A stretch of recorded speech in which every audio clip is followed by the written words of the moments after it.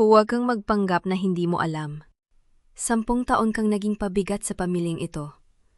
Ngayon may bago ng donya ang bahay na ito at hindi ikaw iyon. Nanlamig ang buong katawan ko. Para akong tinubuan ng ugat sa kinatatayuan ko, hindi makagalaw, hindi makahinga. Ang valis kong bitbit ay tila biglang naging tingga, bumagsak ito sa semento nang may malutong na tunog. Pero hindi ko man lang naramdaman ang pag-alog ng laman nito. Senyora Remedios? Nanginginig ang boses ko, halos hindi ko makilala ang sarili kong tinig. Ano po ang ibig ninyo sabihin? Nakita ko ang ngiti sa labi ng biyana, ang parehong ngiting ginagamit niya kapag may nasasaktan siyang tao. Hindi ito ngiti ng kasiyahan. Ito ay ngiti ng tagumpay. Boses mo pa lang, alam ko nang nagpapakatanga ka na. Anya inaayos ang laylayan ng kanyang mamahaling bestida. Huwag mo akong tingnan na parang nababaliw ka. Alam mo namang totoong sinasabi ko. Mula sa loob ng bahay, narinig ko ang musika. Isang kanta na alam kong alam ang paboritong awitin ni Dario noong kami pa. Ang parehong kantang pinatugtog niya sa aming tahimik na kasal 10 taon na ang nakararaan.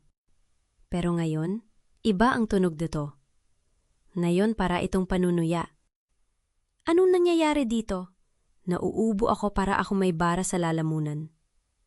Saan galing ang musikang to? Bakit parang may kasal? Sagot niya diretso sa mata ko. Kasal ng anak ko. Parang may humampas sa dibdib ko. Ang mga daliri ko ay kusang naghanap ng singsing sa aking kamay. Ang singsing na hindi ko inalis kahit isang beses sa loob ng 10 taon. Inikot-ikot ko ito parang ito lang ang tanging bagay na makapagpapatatag sa akin. Kasal ni Dario, kanino? Napalunok ako.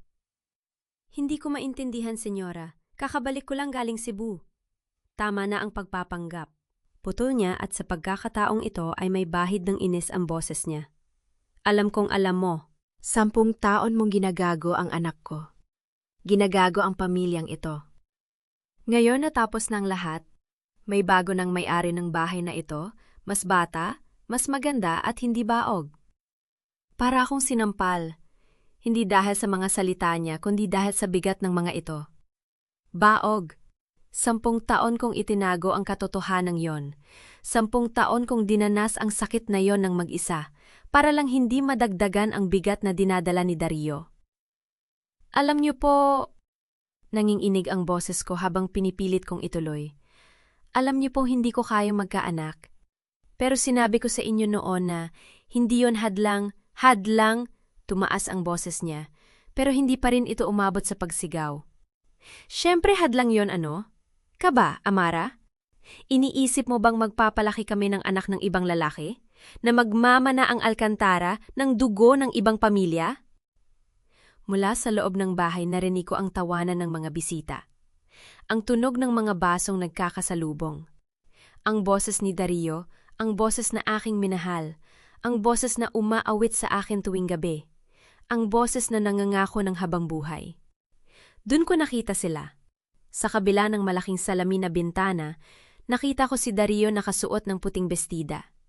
Hawak ang kamay ng isang babaeng nakasuot ng damit pangkasal. Si Bianca. Ang babaeng inirekomenda kong i-hire sa kumpanya dahil mukhang masipag at masunurin. Siya.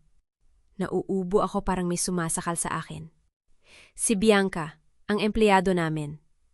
Hindi na empleyado, nakangiting sabi ni Remedios. Magiging asawa na siya ng anak ko. At ikaw? Tiningnan niya ako mula ulo hanggang paa, parang sinusukat ang halaga ko. Ikaw, umalis ka na. Bago pa dumating ang mga ibang bisita. Ayokong masira ang araw ng anak ko dahil sa'yo. Hindi ako makagalaw. Hindi ako makaiyak. May parte sa akin na gustong sumigaw, gustong magwala. Gustong patakbuhin ang mga luha na parang ilog. Pero wala. Nanatil akong tuyo ang mga mata. Kahit na para akong nilalamon ng apoy mula sa loob. 10 taon. 10 taon kong ibinigay ang lahat sa pamilyang ito. Hindi ako perpekto, pero ibinigay ko ang lahat. Lahat. 3 lupaing minana ko sa aking ina. Ibinenta ko para lang may puhunan si Dario sa kanyang unang negosyo. Hindi siya nakakaalam. Akala niya galing sa ipon ko ang perang yon. Hindi ko sinabi sa kanya na ang mga lupang iyon ay dapat sanay magiging pamana ng aming magiging anak. Ngunit dahil hindi kami binigyan ng langit ng anak, naisip kong gamitin na lang ito para sa kanyang pangarap. Nang muntik ng mabangkarot ang kumpanya 5 taon na, ang nakararaan ako ang nagpresenta. Hindi sa kanya, kundi sa sarili ko na isakripisyo ang pangarap naming magkaanak. May panahon pa naman, sabi ko sa sarili ko. Kapag stable nga ang kumpanya, siya na lang tayo mag-iisip. Hindi ko sinabi kay Dario na ang mga gamutan na dapat sanay para sa akin ay inilaan ko na lang sa kumpanya. Hindi ko sinabi sa kanya na ang mga gabi ng pag-iyak ko sa banyo na parang dinudurog ang puso ko sa tuwing may makikitang batang tumatakbo sa park, lahat yon ay para sa kanya, para sa atin. At ang mga koneksyon, ang mga hawking negosyante, ang mga Tsino na may malalaking kumpanya sa Binondo, ang mga dating kaklase ng aking ina sa pamantasan. Lahat ng iyon ay ginamit ko para iangat si Dario. Ang asawa ko, sasabihin ko sa kanila. Ang talino niya, ang sipag niya. Bigyan niya lang siya ng pagkakataon, makikita niyo. At ngayon narito ako. Nakatayo sa harap ng sarili kong bahay, ang bahay na binili ko gamit ang sarili kong pera, ang bahay na ipinagawa ko para sa aming pamilya, at sinasabihan ako ng babaeng ito na ako ay pabigat lamang. Pabigat? Nauubo ako. Ang boses ko ay halos pabulong na. 10 taon ako nagtiis, senyora. 10 taon kong inalagaan ang anak ninyo? Inalagaan kayo? Inalagaan ang bahay na ito? Inalagaan? Tumawa siya ng ngapait. Ano ang inalagaan mo? Ang kumpanya ng anak ko? Ang pera ng anak ko? Ang bahay na ito? Inilibot niya ang tingin sa paligid, parang ipinagmamalaki ang tanawin. Ang lahat ng ito ay pag-aari ng anak ko. Ang pangalan niya ang nasa titulo. Ang pangalan niya ang nasa kumpanya. Ikaw? Ikaw ay walang-wala. Isa kang malaking pagkakamali na sana'y hindi ko nalang pinayagang mangyari. May kumalabit sa bulsa ng aking damit. Ang aking telepono. Amar, nandito ka na pala? Sandali, may sasabihin ako sa'yo. Huwag kang gagawa ng kahit ano. Si Dario, ang aking asawa. Ang lalaking ikinasal ako, 10 taon na ang nakararaan. Ang lalaking nangangako na mamahalin ako abang buhay. Ang lalaki ngayon ay may ibang kasal. Amara! May boses na tumawag sa akin. Lumingon ako at nakita ko ang isang matandang babae, isa sa mga kapitbahay namin, si Aling Nena. Congratulations! Kailan ba kayo magkakaanak ni Dario? Napatigil ako. Hindi ako makasagot. Ang tanong ngayon, ang tanong na pinakamasakit para sa akin, ay ibinato sa akin sa pinakamasamang pagkakataon. Aling Nena? Nauubo ako. Hindi ko alam. Baka naman buntis na, nakangiting sabi niya, hindi alam ang nangyayari. Kaya naman pala nagmadali ang kasal? Congratulations sa inyong dalawa. Hindi po ako ang ikakasal, halos pabulong kong sabi. Ha? Nagtaka si Aling Nena. Pero, umalis ka na, Amara? Utos ni Remedios at sa pagkakataong ito ay may pagkapilosopo na ang boses niya. Bago pa dumating ang mga ibang bisita, ayoko masira ang araw ng anak ko. Tiningnan ko siya, tiningnan ko ang bahay na aking itinayo. Tiningnan ko ang lalaking nasa loob, ang lalaking nakangiti hawak ang kamay ng ibang babae. At sa sandaling yon may nagbago sa akin. Hindi ako umiyak. Hindi ako nagmakaawa. Hindi ako sumigaw. Tiningnan ko lang si Remedios ng diretso sa mata at sinabi ko, sige, aalis ako. Nagulat siya. Hindi niya inaasahan ang sagot ko. Siguro inaasahan niya magwawala ako, na magmamakaawa ako, nahahalik ako sa kanya mga paa para lang nanatili. Pero hindi. Hindi ako ganoon. Kinuha ko ang aking telepono. Tiningnan ko ang listahan ng mga kontak. May isang numero na hindi ko nagamit sa loob ng maraming taon, isang numero na iningatan ko para sa pinakamalalang sitwasyon. Marco, kailangan kita, na yon, sa bahay. Ilang segundo lang ang tawag. Sapat na para sabihin ang lahat. Isinara ko ang tawag at tiningnan si Remedios. Nakita ko ang pagkalito sa kanyang mga mata. Anong gagawin mo? Tanong niya. Hindi ako sumagot. Sa halip, Dahan-dahan kong inalis ang singsing sa aking daliri. Ang singsing na hindi ko inalis sa loob ng 10 taon. Tiningnan ko ito parang binabasa ang lahat ng alaala na dala nito. Ang kasal na walang handaan.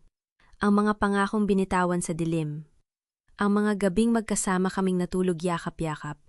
Iniisip na kami na nga ang magsasama habang buhay. Hindi ko ito inihagis.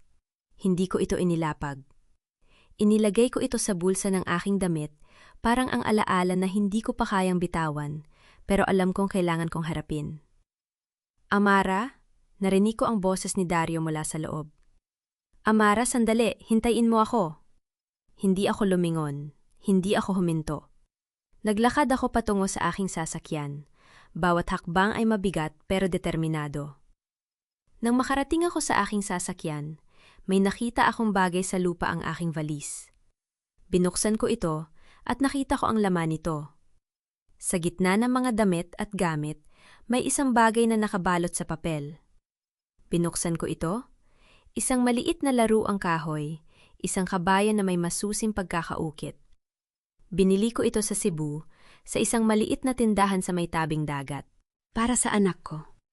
Naisip ko noong bilhin ko ito.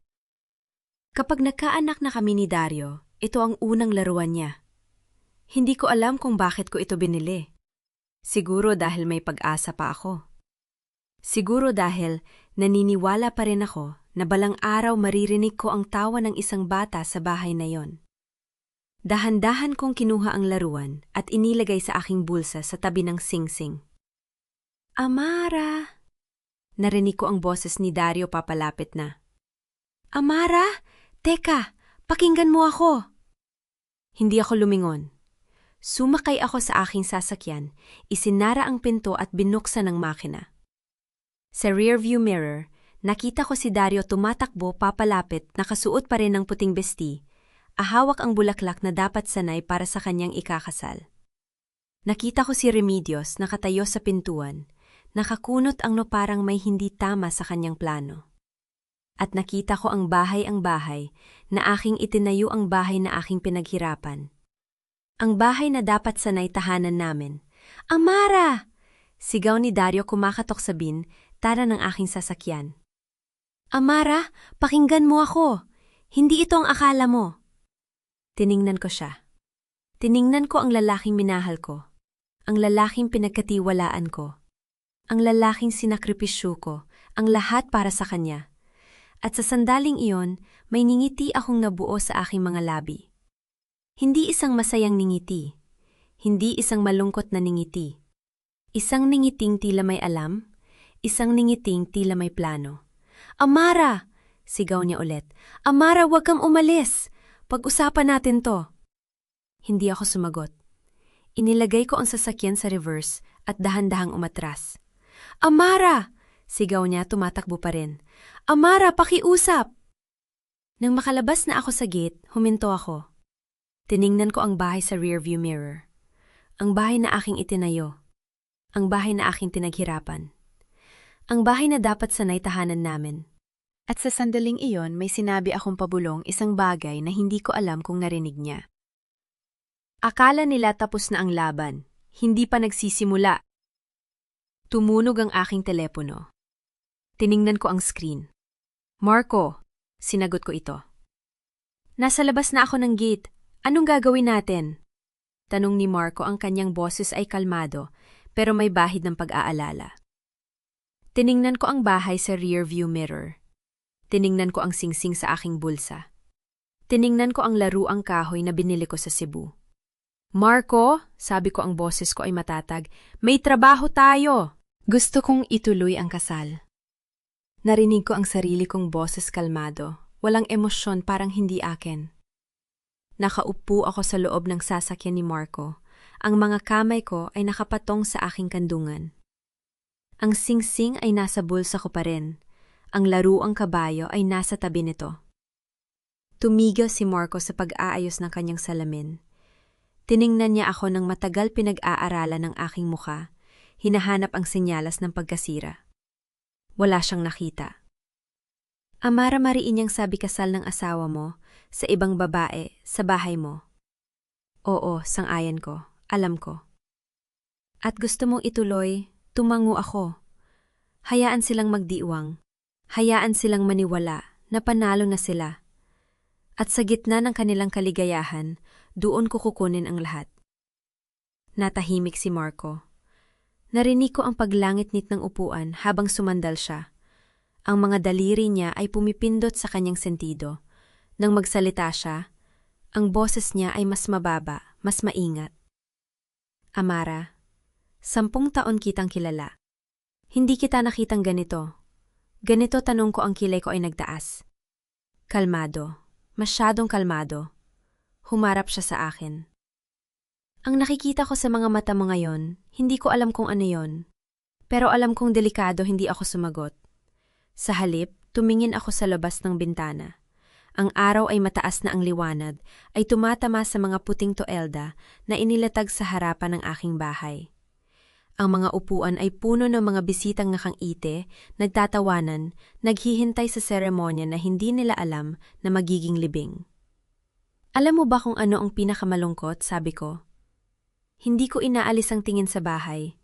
Hindi ang pagkakanulo tumingin sa akin si Marco naghihintay. Kung hindi ang katotohanang hindi ko nakita itong darating. Naramdaman ko ang bigat ng mga salita sa aking dibdib. 10 taon akong natrabaho, nagtiis, nagplano, iniisip ko na protektado kami ni Dario sa lahat sa kahirapan sa pagsubok sa mga taong gustong sirain kami. Hindi ko naisip na ang taong dapat kong katakutan ay ang nasa tabi ko na pala. Naramdaman ko ang pag-init ng aking mga mata, ngunit hindi ako umiyak. Hindi ko pinayagan ang sarili ko. Tumihim si Marco. Amara, kailangan mo malaman na hindi mo kailangang dumaan dito ng mag-isa. Anuman ang desisyon mo, nandito ako. Tumingin ako sa kanya. Sa loob ng 10 taon, si Marco ang naging katiwala ko, ang aking tagapayo, ang tanging taong nakakaalam ng mga liyet na hindi ko kayang sabihin kahit kay Dario. Hindi niya ako niloko, hindi niya ako binigo. Salamat Marco, sabi ko, ang boses ko ay lumambot. Pero hindi ako mag-iisa. Hinding-hindi na ako mag-iisa. May kumatok sa bintana nagsasakyan. Tumingin ako, isa sa mga security guard ng subdivision na kayo ko humihingi ng paumanhin sa abala. Ma'am, may naghihintay po sa inyo sa gate. Sabi niya si Attorney Marco de la Vega daw po. Ako nga, sagot ni Marco, binuksan ang pinto, sundan niyo ako. Bumaba si Marco sa sasakyan. Sumunod ako dahan-dahan, inaayos ang aking damit. Ang puting damit na suot ko, ang damit na pinili ko para sa aking pag-uwi, hindi para sa isang kasal, pero ngayon ay parang damit pangkasal na rin.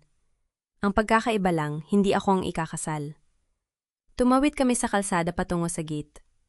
May nakatayong lalaki doon, matanda na nakasuot ng barong Tagalog na puti, may dalang itim na leather bag na mukhang luma na pero maayos na maayos.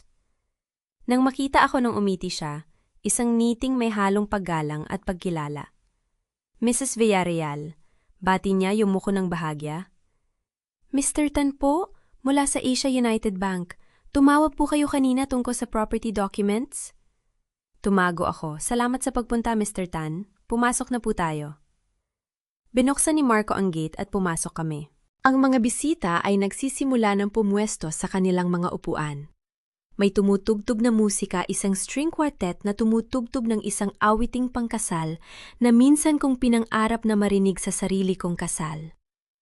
Hindi ko alam kung bakit, pero sa sandaling iyon, may ngiti akong nabuo sa aking mga labi.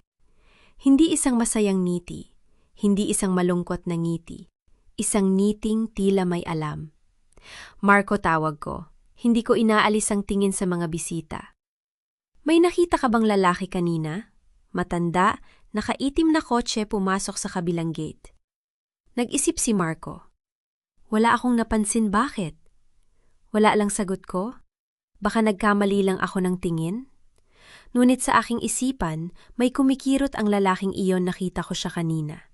Nakatayo sa may likod ng puno, nakatingin sa akin. Kilala ko siya.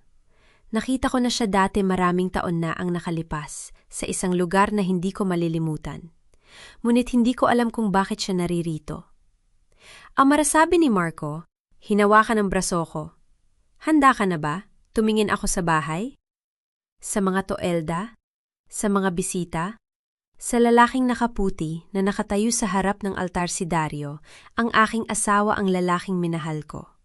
Ang lalaking sinakripisyo ko, ang lahat para sa kanya. Handa na ako.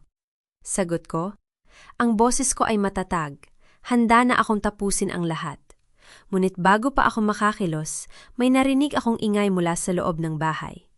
Isang sigaw, isang pagkagulat, isang pagkalito. Ang mga bisita ay napalingon, ang musika ay tumigil, at sa gitna ng kaguluhan, may narinig akong boses na pamilyar. Isang boses na hindi ko inaasahan. Isang boses na nagpabalik sa akin sa nakaraan. Amara Villarreal. Anak ko, nandito ka na pala? Tumingin ako sa direksyon ng boses at nakita ko siya.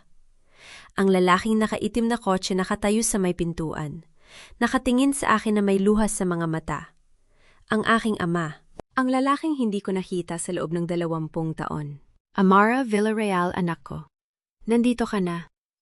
Ang boses na yon, 20 taon kong hindi narinig, ngunit kilala ko ito kahit nakapikit pa ako. Parang isang lumang awitin na nakalimutan ko na, pero sa sandaling marinig ko ulit, alam kong sa akin ito. Nanigas ako. Hindi ako makagalaw. Ang mga bisita ay napalingon sa akin pagkatapos ay sa lalaking nakatayo sa may pintuan. Ang mga bulong ay nagsimula ng kumalat sa gitna ng mga upuan. Sino yon? Hindi ba si Don Fernando? Akala ko ba patay na siya? Ang lalaking yon si Don Fernando Villarreal, ang kapatid ng aking ama. Ang tiyuhin na pinalaya sa pamilya bago pa man ako ipanganak. Ang lalaking itinuring kong patay na tulad ng ginawa ng buong angkan. Ngunit narito siya nakatayo sa harapan ko. Nakatingin sa akin na parang nakita niya ang isang multo. Amara ulit niya, ang boses ay nanginginig. Lumapit siya sa akin dahan-dahan, parang natatakot akong takbuhan siya. Amel, kong maraming taon na ang nakalipas. Alam kong hindi mo inaasahan na makikita mo ako, pero huminto siya. Tumingin sa akin, at sa mga mata niyang yon, nakita ko ang isang bagay na hindi ko nakita sa sinuman sa mga nagdaang taon. Ang katotohanan. Alam ko ang lahat, Amara. Nasa Cebu ako noong malaman ko ang balita. Hindi kita hahayong harapin ito ng mag-isa. Ang mga salitang yon parang isang palaso na tumago sa dibdib ko. Sa loob ng 10 taon ako, ang laging nag-iisa. Ako ang laging lumalaban mag-isa. Ako ang laging nagtitiis mag-isa. Walang tumayo sa tabi ko. Walang nag-alok na protektahan ako. Ngunit narito ang lalaking ito, isang stranger, o isang tiyuhin na hindi ko pa nakikilala na nagsasabing hindi niya ako hahayo ang mag-isa. Sa unang pagkakataon sa gabing yon, naramdaman ko ang pag-init ng aking mga mata. Hindi ako umiyak. Hindi ko pinayagan ang sarili ko. Ngunit ang sakit na yon. Na inilibing ko ng malalim, na sinabi kong wala na, ay biglang bumuhay. Tito Fernando, bulong ko ang boses ko, ay halos hindi marinig. Bakit kayo naririto? Mumiti siya, isang niting puno ng lungkot. Dahil may pangako akong kailangang tuparin. Isang pangako na ginawa ko sa kapatid ko sa ama mo, bago siya mamatay. Lumapit si Marco. Ang kanyang muka ay seryoso. Don Fernando, ang Don Fernando Villarreal, ang kapatid ng yumaong si Don Alejandro Tumango, si Don Fernando. Oo, ako nga. Tumingin siya kay Marco, pagkatapos ay bumalik sa akin. Ama, marami kang hindi alam. Maraming bagay na itinago sa'yo, hindi lamang ang pamilya Alcantara, kundi pati ng sarili mong pamilya. Naramdaman ko ang pagbilis ng tibok ng aking puso. Anong ibig ninyong sabihin? Tumingin siya? Sa paligid sa mga bisita, sa mga tolda, sa mga ilaw na nagsisindi sa harden, pagkatapos ay bumalik ang kanyang tingin sa akin. Hindi ito ang tamang lugar para pag-usapan ito, pero may isang bagay na kailangan mong malaman ngayon. Lumapit siya, binaba ang kanyang boses para hindi marinig ng iba. May isa pang kayamanan, Ama. Isang kayamanan na hindi mo pa alam. Isang mana mula sa iyong ama na nakatago sa labas ng bansa. Hindi ito alam ng mga Alcantara. Hindi ito alam ng sinuman, maliban sa akin. Nanlamig ang aking dugo. Ano? Hindi ngayang sabi niya, hinawakan ang aking braso. May tamang panahon para sa lahat. Sa ngayon kailangan mong harapin ang kasal na ito, at kailangan mong gawin ito ng may buong lakas. Tumingin ako sa loob ng bahay. Narinig ko ang musika, ang string quartet ay nagsimula ng tumugtog muli. Ang seremonya ay malapit na magsimula. Tama, sabi ko, inayos ang aking sarili. Tama kayo, hindi ko hahayaang masira ang gabing ito. Hindi para sa kanila, kundi para sa akin. Tumingin ako kay Marco. Handa na ba ang lahat? Tumango si Marco. Handa na. Ang mga dokumento ay nasa kotse. Ang mga tauhan ng bangko ay nakaantabay. Naghihintay lamang sila ng iyong senyales. Mabuti. Tumingin ako kay Don Fernando. Tito, maari ba kayong sumama sa akin? Kailangan ko ng kakampi sa gabing ito. Numiti siya, isang miting puno ng pagmamahal. Hinding-hindi kita iiwan, Amara. Pang-ako ko yan sa ama mo. May kumirot sa aking dibdib, isang sakit na hindi ko alam na nandyan pa. Ang aking ama. Ang lalaking namatay nung ako ay bata pa. Ang lalaking nag-iwan sa akin ng isang imperyo na hindi ko alam kung paano pang asiwaan. Ngunit ngayon nalaman kong meron pa pala siyang iniwan sa akin, isang tiyuhin, isang tagapagtanggol, isang taong handang tumayo sa tabi ko. Sige, sabi ko, huminga ng malalim. Pumasok na tayo. Sa loob ng bahay, ang mga ilaw ay dimmed. Ang mga bisita ay nakaupo na, nakaharap sa altar na puno ng puting rosas.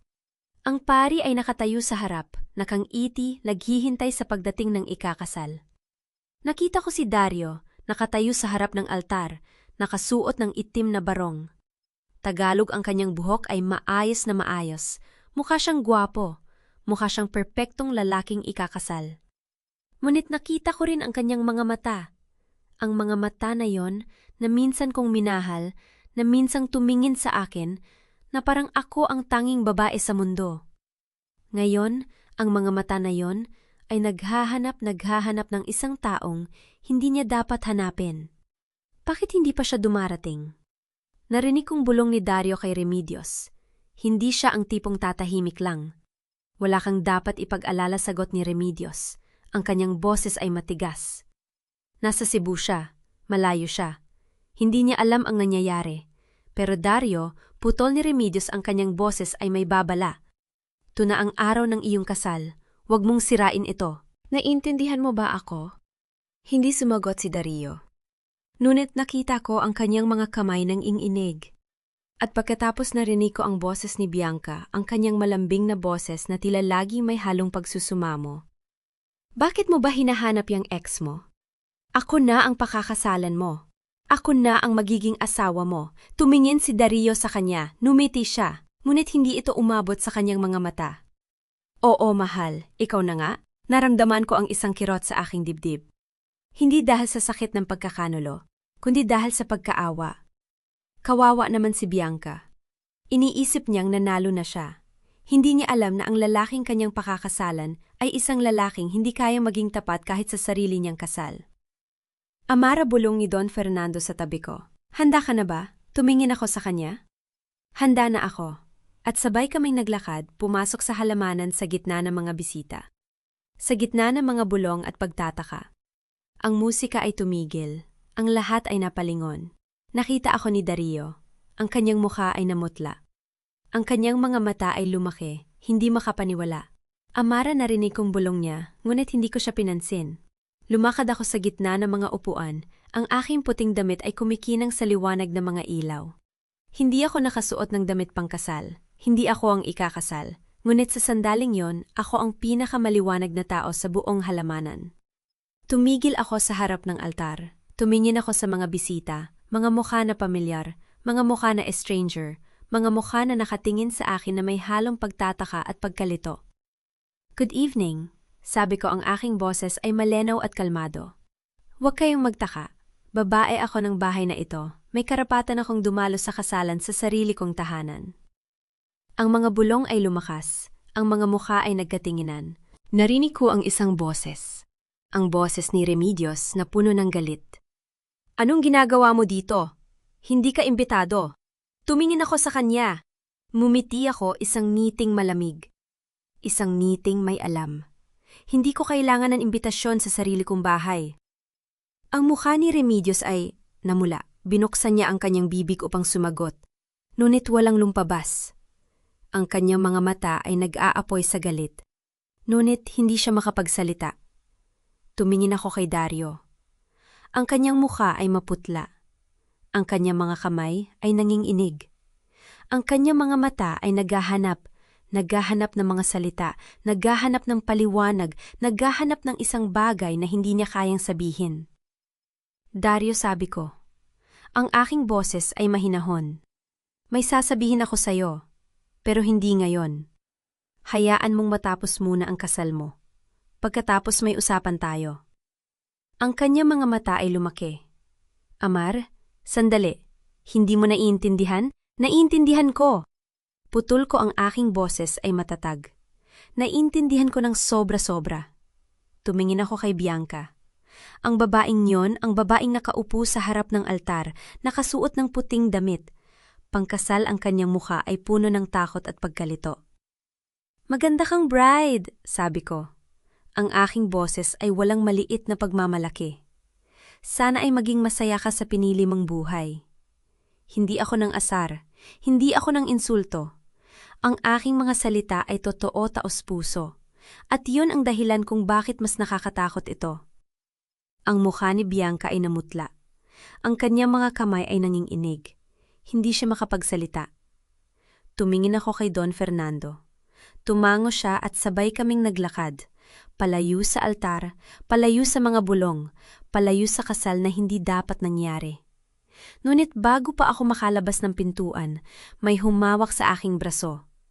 Amara, sandali. Kailangan kong ipaliwanag. Tumingin ako sa likod. Si Dario, ang kanyang mga mata ay puno ng awa, ngunit hindi ako naawa sa kanya. Hindi na ako naawa sa kanya. Ipaliwanag mo sa harap ng lahat, sabi ko, ang aking boses ay malamig. Bukas, sa opisina, hindi dito. Binitawan niya ang aking braso. Ang kanyang mga kamay ay nanginginig. Ang kanyang mga mata ay puno ng takot, takot sa hindi niya alam, takot sa hindi niya maintindihan.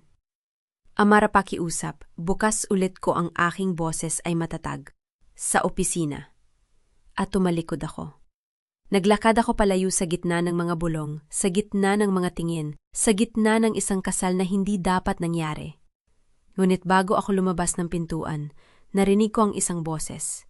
Ang boses ni Remedios. Puno ng galit at paghamak.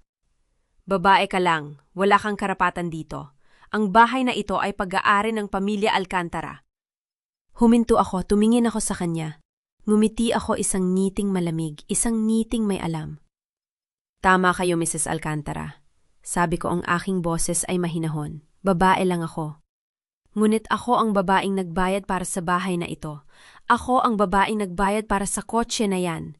Ako ang babaeng nagbayad para sa lahat na meron kayo. Ang mukha ni Remedios ay namutla. Ang kanyang mga mata ay lumaki. Hindi siya makapagsalita. At bukas, patuloy ko malalaman ninyo kung gaano ako kababaeng tao. Tumingin ako kay Dario, isang huling tingin, isang tingin na puno ng paalam. Bukas, Dario, sa opisina. At lumabas ako ng pintuan. Ang gabi ay malamig. Ang mga bituin ay kumikislap. Ang hangin ay may dalang amoy ng mga rosas na inilagay para sa isang kasal na hindi dapat nangyari. Tumabi sa akin si Don Fernando. Ama? Anak, kumusta ka? Tumingin ako sa kanya. Ngumiti ako, isang ngiting totoo, isang ngiting puno ng pag-asa. Mas mabuti kaysa kahapon, tito, at bukas mas mabuti pa. Tumingin ako sa langit. Ang mga bituin ay tila sumasayaw para sa akin. Para sa babaeng sa wakas ay natutong lumaban. Bukas bulong ko sa opisina. At doon ko ibababa ang lahat. Ang umaga ay malamig, ngunit hindi kasing lamig ng pakiramdam ko. Nakatayo ako sa harap ng salamin, sa aking silid nakatingin sa babaeng nakasuot ng itim na vest. Isang babaeng handa ng lumaban.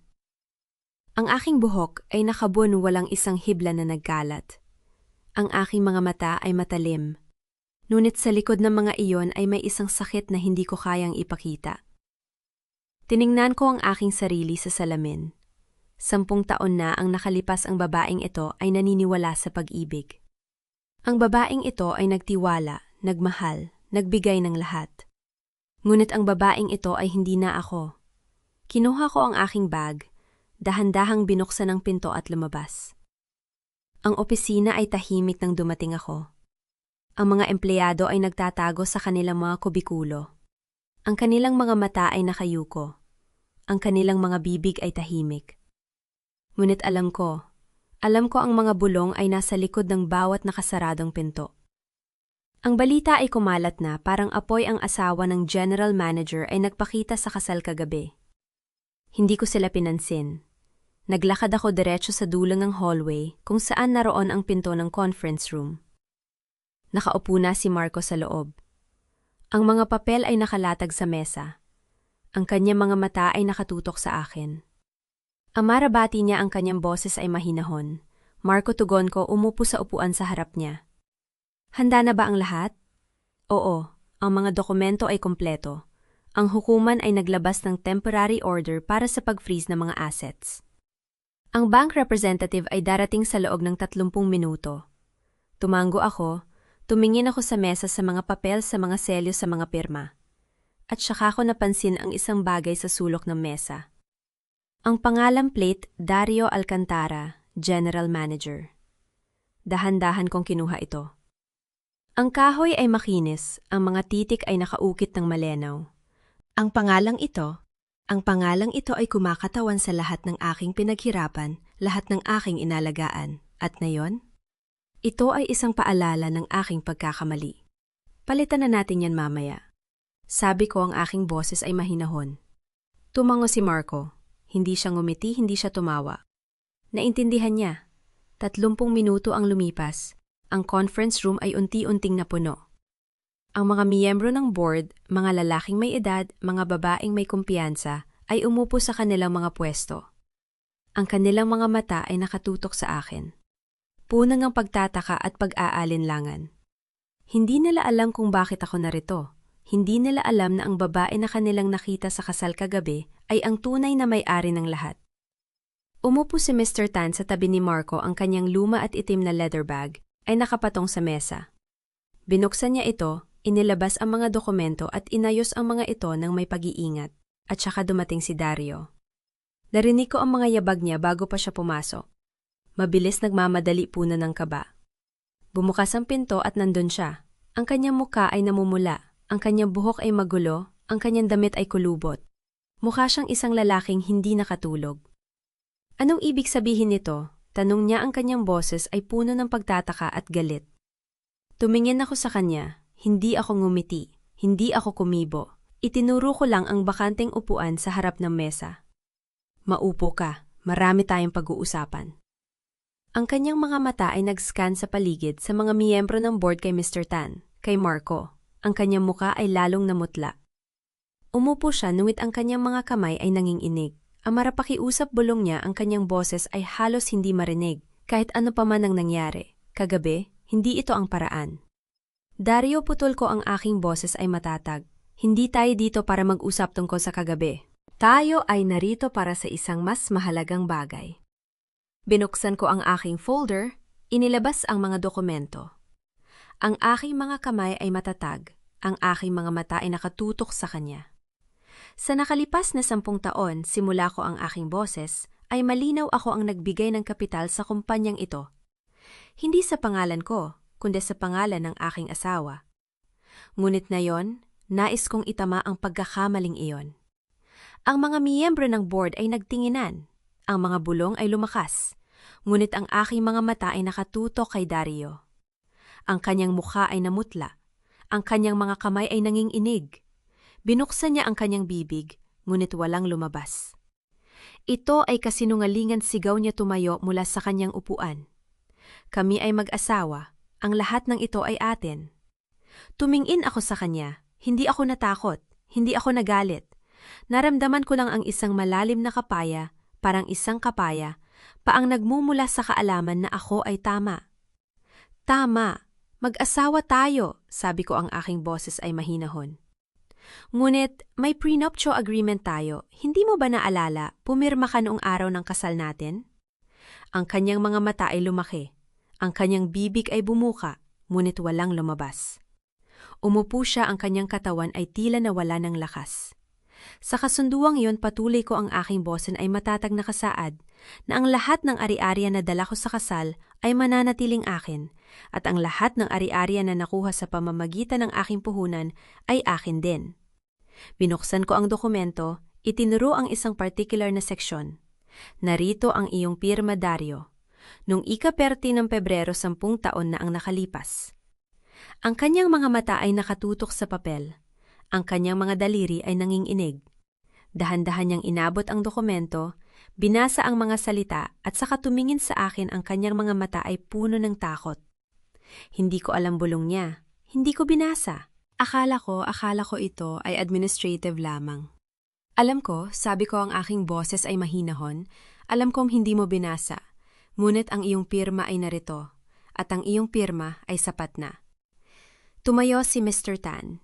Binuksan ang kanyang bag at inilabas ang mga dokumento ng bangko. Mr. Alcantara, simula niya ang kanyang boses, ay malamig. Ang mga talaan ng bangko ay nagpapakita na ang lahat ng mga pautang, lahat ng mga ari-arian at lahat ng mga pondo ng kumpanyang ito ay naka-account sa pangalan ni Mrs. Amara Villarreal. Hindi sa pangalan mo. Inilatag niya ang mga papel sa mesa. Ang mga ito ay mga sertipikadong kopya mula sa bangko. Ang mga ito ay hindi maaaring i-dispute. Ang mga miyembro ng board ay yumuko upang tingnan ang mga dokumento. Ang kanilang mga mukha ay nagbago mula sa pagtataka, tungo sa pagkabigla, tungo sa pag-unawa. Ito ay hindi maaaring bulong ni Dario. Ako ang nagpatakbo ng kumpanyang ito. Ako ang nagtrabaho araw-araw. Ako ang ikaw ang nagtrabaho. Putol ko ang aking boses ay mahinahon, ngunit ako ang nagbayad. Ako ang nagbigay ng kapital. Ako ang nagbigay ng mga koneksyon. Ako ang nagbigay ng lahat. Tumingin ako sa kanya.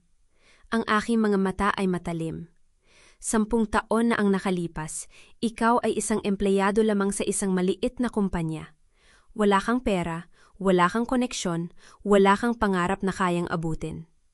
Ngunit nakita kita. Nakita ko ang iyong potensyal at minahal kita. Ang aking boses ay nanginginig, ngunit hindi ako umiyak, hindi ako iiyak. Ibinigay ko sa iyo ang lahat. Ang bahay, ang kotse, ang posisyon, ang pangarap. Ngunit hindi mo ito pinahal. Hindi mo ako pinahal. Ang kanyang mga mata ay puno ng luha. Amara, pakiusap. Mahal kita. Huwag putol ko. Ang aking boses ay malamig. Huwag mong sabihin na mahal mo ako. Hindi mo ako mahal. Kung mahal mo ako, hindi mo gagawin ito sa akin. Tumingin ako sa mga miyembro ng board. Mga ginoo at mga binibini, salamat sa inyong presensya. Ngayon, nais kong ipahayag ang isang desisyon. Binuksan ko ang huling dokumento, inilabas ang aking panulat. Ang aking mga kamay ay matatag, ang aking mga mata ay nakatutok kay Dario. Dario, simula ngayon, hindi ka na empleyado ng Villarreal Holdings. At simula ngayon, hindi ka na rin nakatira sa bahay na yon. May 24 oras kang mag-empake. Ang kanyang mga mata ay lumaki. Ama, hindi mo maaring... Maari ko, putol ko. Ang aking boses ay matatag at ginagawa ko. Tumingin ako sa kanya, ang aking mga mata ay walang awa. Ang lahat ng meron ka, ang bahay, ang kotse, ang posisyon, ang pangarap, lahat ng yon ay akin. At lahat ng yon ay aking ibabalik. Ang kanyang bibig ay bumuka, ngunit walang lumabas. Ang kanyang mga kamay ay nanginginig. Tumingin siya sa paligid sa mga miyembro ng board, kay Mr. Tan, kay Marco, ngunit walang tumingin sa kanya ng may awa. Lahat sila ay nakatingin sa kanya na may paghama. Ama, pakiusap, bulong niya. Ang kanyang boses ay basad. 10 taon tayong nagkasama. 10 taon mong sinayang. Putol ko. Ang aking boses ay malamig. 10 taon mong binaliwala? 10 taon mong itinago ang iyong pagtataksil. Tumayo ako, inayos ang aking vest. Tapos na tayo, Dario. Hindi na tayo mag-asawa, hindi na tayo magkasama, at hindi na tayo magkikita. Tumingin ako sa kanya, ang aking mga mata ay puno ng paalam. Alis ka na. May 24 oras ka. Huwag mong sayangin. Ang kanyang mga mata ay puno ng luha. Tumayo siya. Ang kanyang mga binti ay nanginginig. Tumingin siya sa akin, isang huling tingin. Isang tingin na puno ng panghihinayang at saka tumalikod. Binuksan niya ang pinto. Ngulit bago pa siya makalabas, narinig ko ang kanyang telpo, noon na nagring. Anak, may mga tao dito sa bahay. Inaalis nila ang mga gamit natin. Anong nangyayari? Ang boses ni Remedios ay puno ng takot at galit. Narinig ko ito mula sa kabilang linya, malinaw at malakas. Nakita ko ang katawan ni Dario na nanigas. Ang kanyang mga kamay ay nanginginig. Tumingin siya sa akin, ang kanyang mga mata ay puno ng desperasyon, puno ng takot, puno ng isang bagay na hindi ko pa nakikita sa kanya. Nawala ang lahat bulong niya. Hindi ako sumagot, tumingin lang ako sa kanya. Ang aking mga mata ay malamig, ang aking puso ay tahimik at saka siya lumabas. Ang pinto ay sumara, ang silid ay tahimik. Umupo ako, kinuha ang aking panulat at nilagdaan ang huling dokumento. Ang aking mga kamay ay matatag, ang aking mga mata ay tuyo. Marco, sabi ko, ang aking boses ay mahinahon. Ihanda ang mga papeles para sa annulment. Bukas gusto kong ma-file. Tumaago siya. Oo, Amara. Tumingin ako sa bintana. Ang araw ay sumisikat, ang liwanag ay bumabagsak sa mga gusali ng Manila. Ang lungsod ay gumising, ang mga tao ay nagmamadali, ang buhay ay nagpapatuloy. At sa unang pagkakataon sa 10 taon, naramdaman ko ang isang bagay na matagal ko nang nakalimutan. Kalayaan. Anong ginawa mo sa anak ko? Sinira mo ang buhay niya? Ang boses ni Remedios ay pumuna sa buong opisina ko, matinis at puno ng lason. Hindi ako nag-angat ng tingin. Ipinagpatuloy ko ang pagsusulat sa harap ko. Ang pluma ay dumudulas sa papel na may kalmadong ritmo. Maupo ka, Remedios. Huwag kang magpakaya sa harap ng mga empleyado. Narinig ko ang mabigat na paghinga niya, ang tunog ng kanyang sapatos na pumapadyak sa marmol na sahig. Ilang segundo ang lumipas bago ko narinig ang pagbagsak ng katawan niya sa upuan sa harap ng desk ko. Huwag mong sabihin sa akin kung ano ang gagawin ko sa inghal niya. Ngunit ang kanyang boses ay bahagyang pumutok. 10 taon kitang tiniis. 10 taon kong tiniis na ikaw ang nagkokontrol sa anak ko. Ngunit ngayon, tapos na. Ibinaba ko ang pluma. Dahan-dahan akong nag-angat ng tingin. At nakita ko ang mukha ni Remedios pula, galit. Ngunit may bahid ng takot sa kanyang mga mata. Nandito ka para pagalitan ako, mahinahon kong tanong? O nandito ka para humingi ng awa? Awa. Tumawa siya ng mapait. Bakit ako hihingi ng awa sa'yo? Ikaw ang dapat humingi ng tawad. Ikaw ang sumira sa pamilya ko. Hindi ako sumagot. Tiningnan ko lang siya, ang aking mga mata ay walang emosyon. Ang katahimikan ay tila bumigat sa kanya dahil pagkaraan ng ilang segundo nagsalita siya. Muli ang kanyang boses ay nanginginig na. Nayon, alam ko ang tungkol sa'yo. Alam ko ang tungkol sa anak mo, yung hindi mo kayang magkaanak. Kaya naman naghanap ng iba si Dario. Kasalanan mo, ang mga salita ay tumama sa akin na parang suntok. Ngunit hindi ako kumibot. Hindi ako nagpahalata. Ang aking mga daliri ay humigpit sa pluma, ngunit ang aking mukha ay nanatiling kalmado. Tumayo ako dahan-dahan, walang pagmamadali. Naglakad ako patungo sa bintana. Ang aking mga mata ay nakatuon sa abot tanaw ng Manila. Ang mga gusali, ang mga sasakyan, ang buhay na patuloy na umaandar sa labas ng mundong ito na aking itinayo. Alam mo ba kung bakit hindi ako nagkaanak? Ang aking boses ay mahinahon, halos pabulong. Narinig ko ang paghinga ni Remedios na huminto. Hindi dahil hindi ko kaya, kundi dahil pinili kong iligtas ang kumpanya ng asawa ko. Tumalikod ako, hinarap siya. Ang kanyang mga mata ay dilat, ang kanyang bibig ay bahagyang nakabuka. Nung panahong yon, may nag-alok sa akin na magbenta ng bahagi ng kumpanya para magkaroon kami ng pera para sa IVF. Ngunit pinili kong iligtas ang kumpanya para may maipamana kay Dario. Ang katahimikan ay pumuno sa silid. Nakita ko ang mukha ni Remedios na nagbago mula sa galit naging pagkalito, at pagkatapos ay isang bagay na hindi ko akalain makikita ko sa kanya. Takot. Hindi mo alam yan, di ba? Patuloy ko, ang aking boses ay hindi na malamig ngunit puno ng sakit. Hindi mo alam kasi hindi mo tinanong. 10 taon mong tiningnan ako bilang isang balakid, hindi bilang isang tao. Hindi mo nakita ang mga sakripisyo ko dahil hindi mo nais makita. Umiling siya, ang kanyang mga kamay ay nanginginig. Hindi maaari. Sinungaling ka. Ginagawa mo lang yan para maawa ako sa'yo. Hindi ako humihingi ng awa. Sabi ko, ang aking boses ay matatag.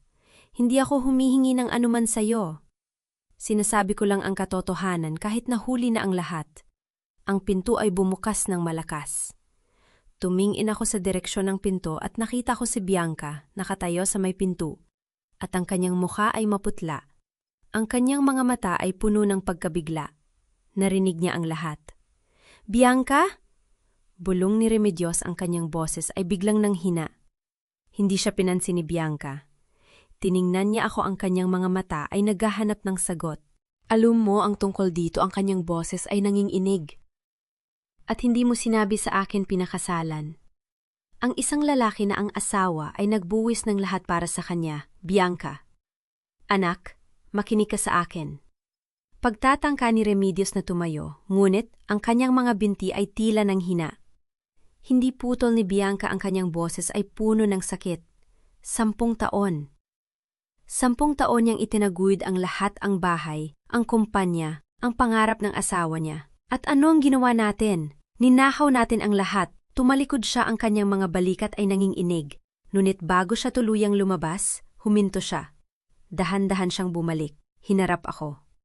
Ang kanyang mga mata ay hindi na puno ng puno ito ng pagkalito, ng panghihinaya, ng isang bagay na hindi ko inaasahan. Kahihiyan, hindi ko alam.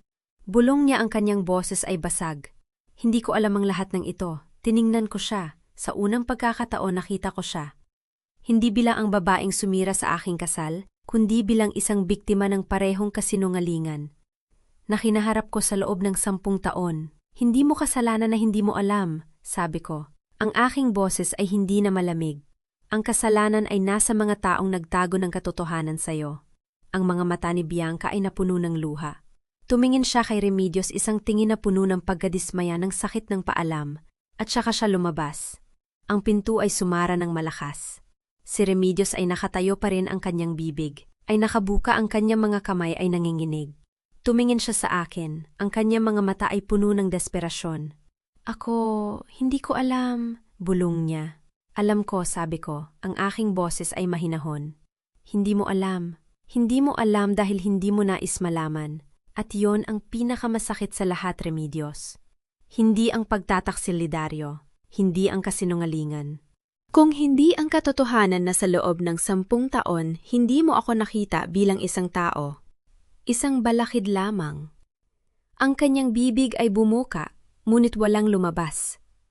Tumingin siya sa paligid sa opisina, sa mga dokumento sa akin, at saka dahan-dahang tumalikod. Ang kanyang mga hakbang ay, mabigat, ang kanyang mga balikat ay nakayuko. Hindi ako kumibo hanggang sa mawala siya sa pintuan. Umupo ako, ang aking mga tuhod ay biglang nanghina.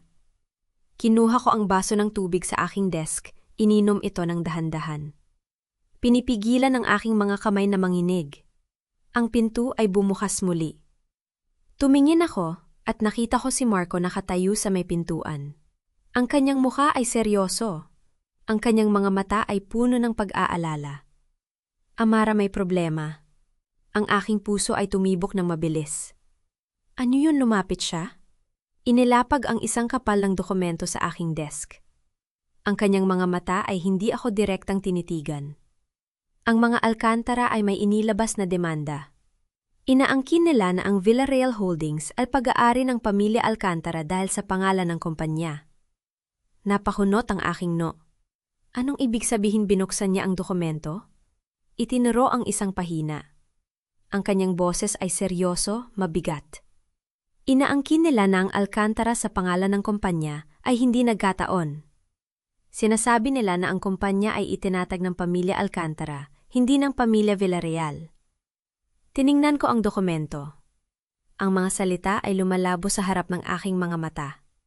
Ang aking mga daliri ay humigpit sa papel. Paano nila nalaman ang tungkol sa pangalan? Tanong ko, ang aking boses ay halos pabulong. Umiling si Marco, hindi ko alam. Ngunit Amara, kung may patunay sila, kung may ebidensya sila na ang Alcantara sa pangalan ng kumpanya ay hindi lamang pagkakataon. Hindi niya tinapos ang pangunusap, hindi na kailangan. Tumingin ako sa bintana. Ang aking mga mata ay nakatuon sa malayong abot tanaw. Ang araw ay mataas na ang liwanag ay bumabagsak sa mga gusali ng Manila. Ngunit sa loob ko, isang malamig na anino ang bumabalot. Ang laban ay hindi pa tapos. At sa unang pagkakataon sa 10 taon, hindi ako sigurado kung ako ang mananalo. Isang kasinungalingan ang 10 taon mong pagmamahal. Hindi ako kumibo. Nakatitig lang ako sa dokumentong nasa harapan ko ang mga salita ni Marco. Ay paulit-ulit na umiikot sa aking isipan. Ang opisina ay tahimik. Tanging ang tunog ng aircon at ang mahinang kalansing ng keyboard mula sa kabilang kwarto ang naririnig ko. Binuksan ko ang folder. Ang mga lumang papel ay amoy alikabok at panahon. Ang mga pahina ay naninilaw na. Ang mga sulat kamay ay kupas na ngunit nababasa pa rin. Ang aking mga daliri ay marahan na humaplos sa bawat salita. Parang hinahanap ang katotohanang nakatago sa pagitan ng mga letra. Saan mo ito nahanap? Tanong ko, ang aking boses ay halos pabulong. Sa lumang storage room ng Villarreal Holdings. Sagot ni Marco, ang kanyang boses ay seryoso. May mga kahon na hindi pa nabubuksan, mula pa noong panahon ng iyong ama. Kinuha ko ang lahat ng may kaugnayan sa kasaysayan ng kumpanya. Tiningnan ko siya. Bakit mo naisip ang tingnan? Umiling siya, inayos ang kanyang salamin, isang ugali na nakasanayan ko nang makita sa tuwing siya ay kinakabahan. Dahil sa demanda ng mga Alcantara, kailangan kong malaman kung may basihan ang kanilang pag-angkin. Hindi ako makapaniwalang magkakaroon sila ng lakas ng loob na gawin yon kung walang ebidensya. Ang aking mga mata ay bumalik sa mga dokumento. At saka ko nakita yon. Isang larawan. Itim at puti, kupas na ang gilid. Ngunit malinaw pa rin ang mga mukha. Ang aking ama mas bata, mas malusog. May niting. Hindi ko madalas makita noong bata pa ako.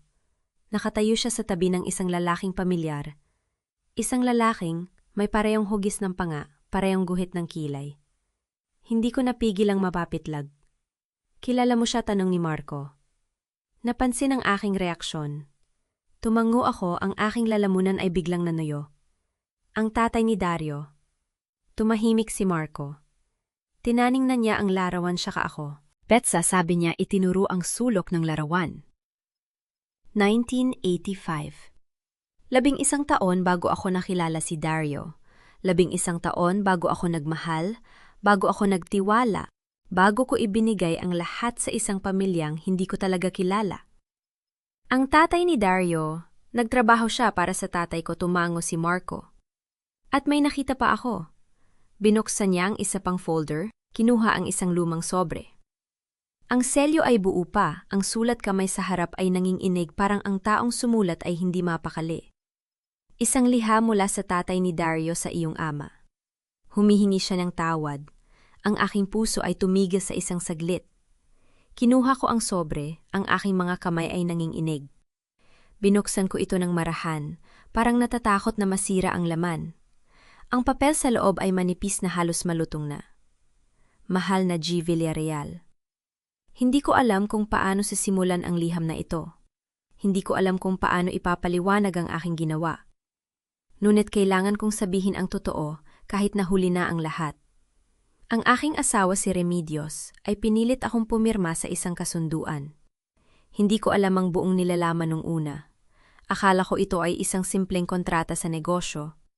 Ngunit nang malaman ko ang katotohanan, huli na ang lahat.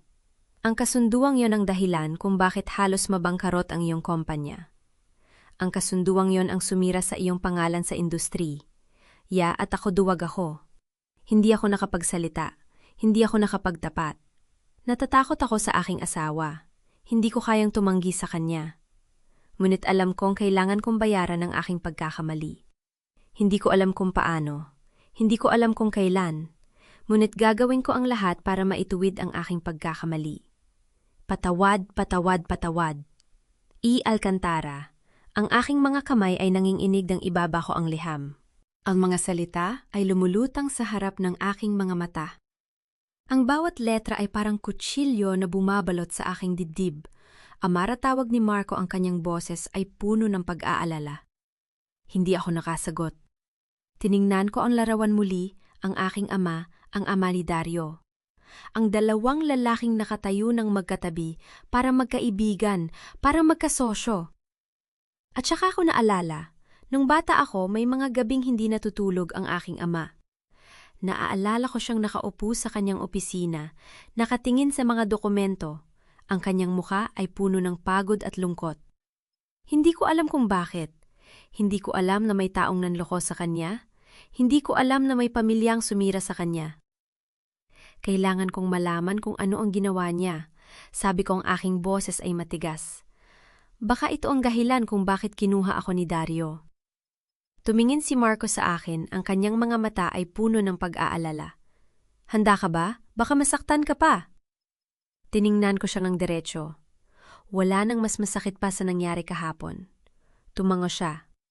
Binuksan niya ang isa pang folder, mas makapal, mas luma. Ang mga papel sa loob ay halos sira na, ang mga sulat ay kupas na. Ngunit nababasa pa rin. Ito ang natagpuan ko, sabi ni Marco. Itinuro ang isang pahina, isang tala mula sa tatay ni Dario. Tila isang uri ng tala-arawan. Kinuha ko ang papel, ang aking mga mata ay mabilis na nag-scan sa mga salita. Hindi ko alam na ang gagawin ko ay makakasira sa pamilya Villarreal. Ngunit natatakot ako sa asawa ko. Hindi ko kayang tumanggi. Sinabi niya sa akin na ito ay para sa ating kinabukasan. Sinabi niya na ito ay para kay Dario. Ngunit hindi ko alam na ang ating kinabukasan ay nakasalalay sa pagkawasak ng ibang tao. Ngayon nakikita ko ang anak ni G. Villarreal, ang batang si Amara. Hindi ko alam kung makakayanan kong tingnan siya sa mga mata. Hindi ko alam kung paano ko haharapin ang katotohanang ang kanyang ama ay nawasak dahil sa akin. Ngunit kailangan kong bayaran ang aking pagkakamali, kahit na abutin pa ako ng ilang taon. Kahit na kailangan kong ibigay ang lahat. Ang pamilya Villarreal ay hindi dapat magdusa dahil sa aking kahinaan. Ang papel ay nalaglag sa aking mga kamay. Naupo ako, ang aking mga tuhod ay biglang nanghina. Ang mundo ay tila umiikot, ang mga dingding ng opisina ay parang lumalapit sa akin. Amara, Marco, ay lumapit, ang kanyang kamay ay umabot sa aking balikat. Amara, okay ka ba? Hindi ako nakasagot. Tiningnan ko ang larawan muli. Ang aking ama, ang ama ni Dario, ang dalawang lalaki na ang mga anak ay nagkita pagkalipas ng 11 taon. Ang dalawang pamilya na ang mga tadhana ay magkakaugnay sa isang kasinungalingan. 10 taon bulong ko, ang aking boses ay basag. 10 taon ako nagmahal ng isang kasinungalingan. Tumabi sa akin si Marco. Ang kanyang kamay ay nanatili sa aking balikat. Hindi kasinungalingan ang pagmamahal mo. Ang pagmamahal mo ay totoo. Ang pagkakanulo ang hindi. Tumingin ako sa kanya. Ang aking mga mata ay puno ng luha na hindi ko kayang pigilan. Paano mo nalaman na totoo ang pagmamahal ko, no? Mumiti siya ng malungkot dahil nakita kita, Amara. Sa loob ng 10 taon nakita kita. Nakita ko kung paano mo inalagaan ang kumpanya. Kung paano mo inalagaan ang pamilyang yon. Nakita ko kung paano mo ibinigay ang lahat.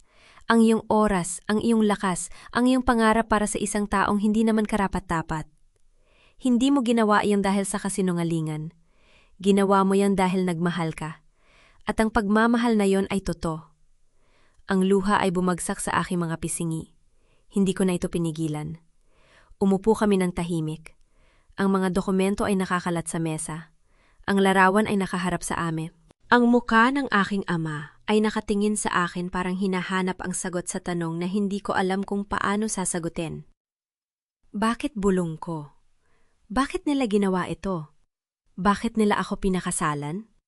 Para bang bayaran ng utang? Para bang ipagpatuloy ang kontrol? Umiling si Marco. Hindi ko alam. Ngunit isang bagay ang malinaw. Ang pamilyang Alcantara ay hindi nagkataon na pumasok sa iyong buhay. May plano sila. May intensyon sila. Ang aking mga kamay ay kumuyom. Tiningnan ko ang liyam mula sa ama ni Dario. Ang liyam na puno ng pagsisisi, ng takot, ng kahinaan, at saka ko naalala si Remedios. Ang kanyang ngiti, ang kanyang mga salita, ang kanyang pagmamalaki. si Remedios. Sabi ko, ang aking boses ay matigas. Siya ang nasa likod nito.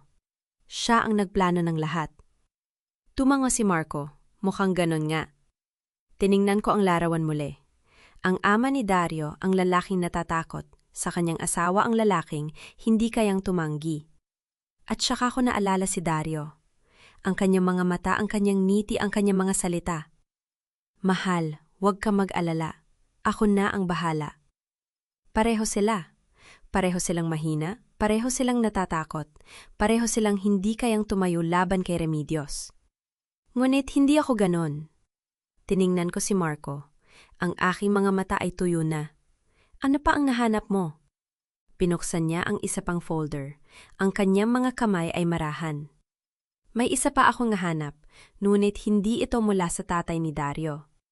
Ito ay mula sa iyong ama. Nagulat ako. Ang tatay ko, tumango siya.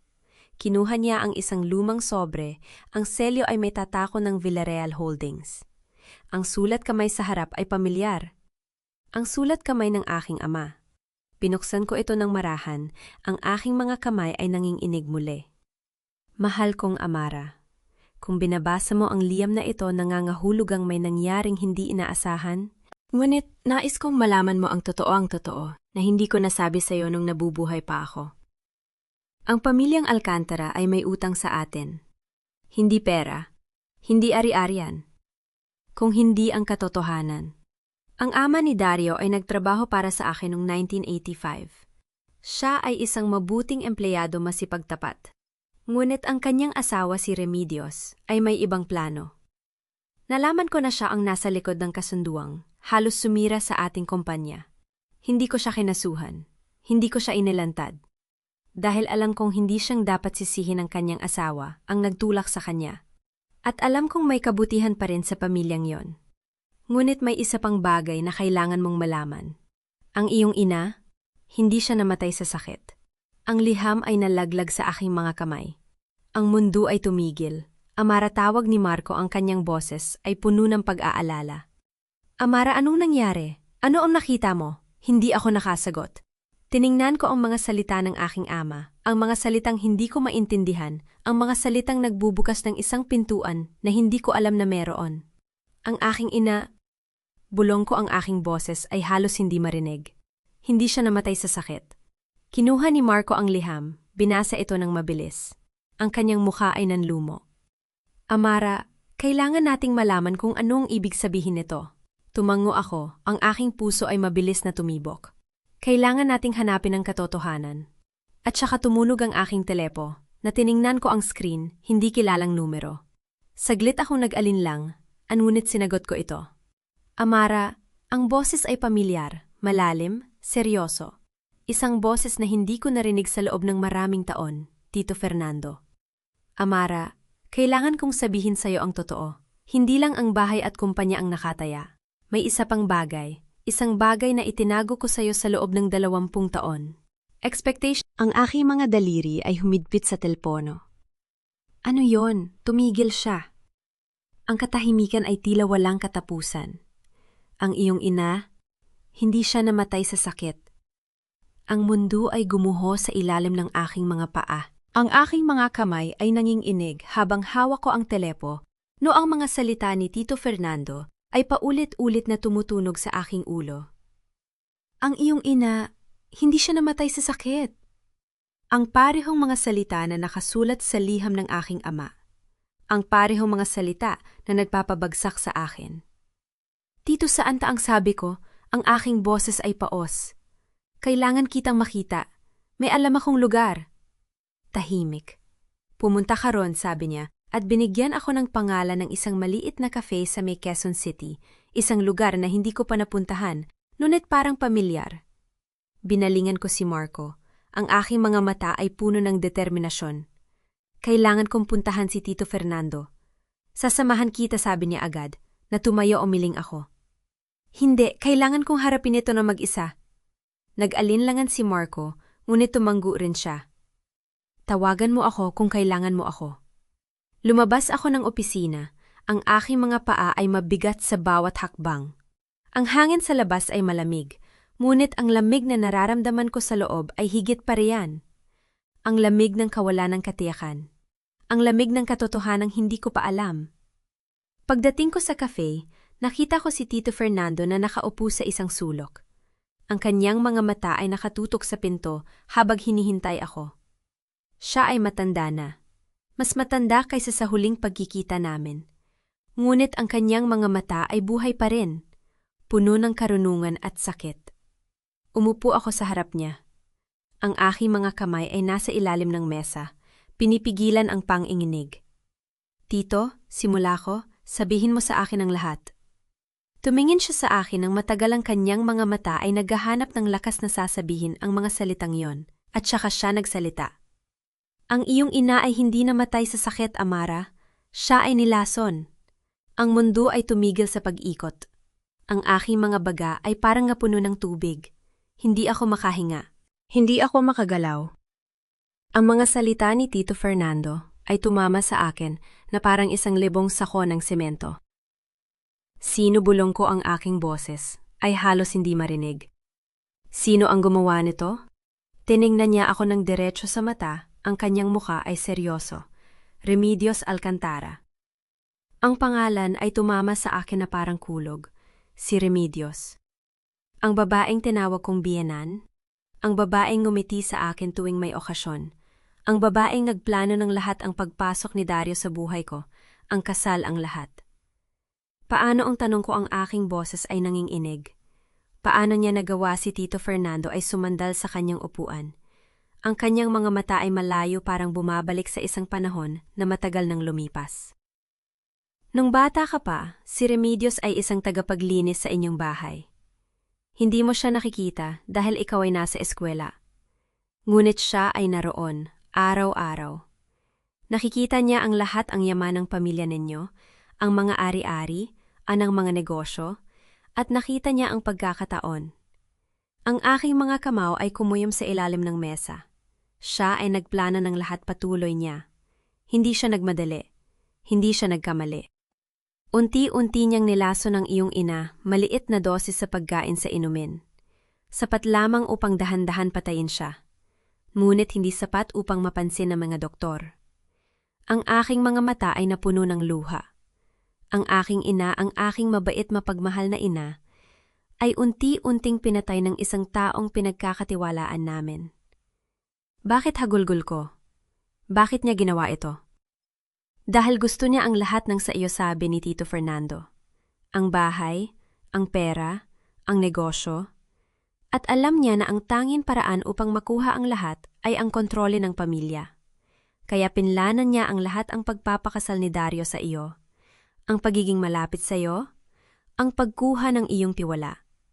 Ang aking puso ay nadurog sa 1,000 piraso. Ang aking ina, bulong ko ang aking mga luha ay bumabagsak na. Namatay siya nang hindi ko alam ang katotohanan. Namatay siya na iniisip na ligtas ako. Ngunit hindi ako ligtas. Niloloko ako ng lahat. Umiling si Tito Fernando, ang kanyang mga mata ay basa rin. Alam kong dapat kong sinabi sa'yo ng mas maaga. Ngunit natakot ako.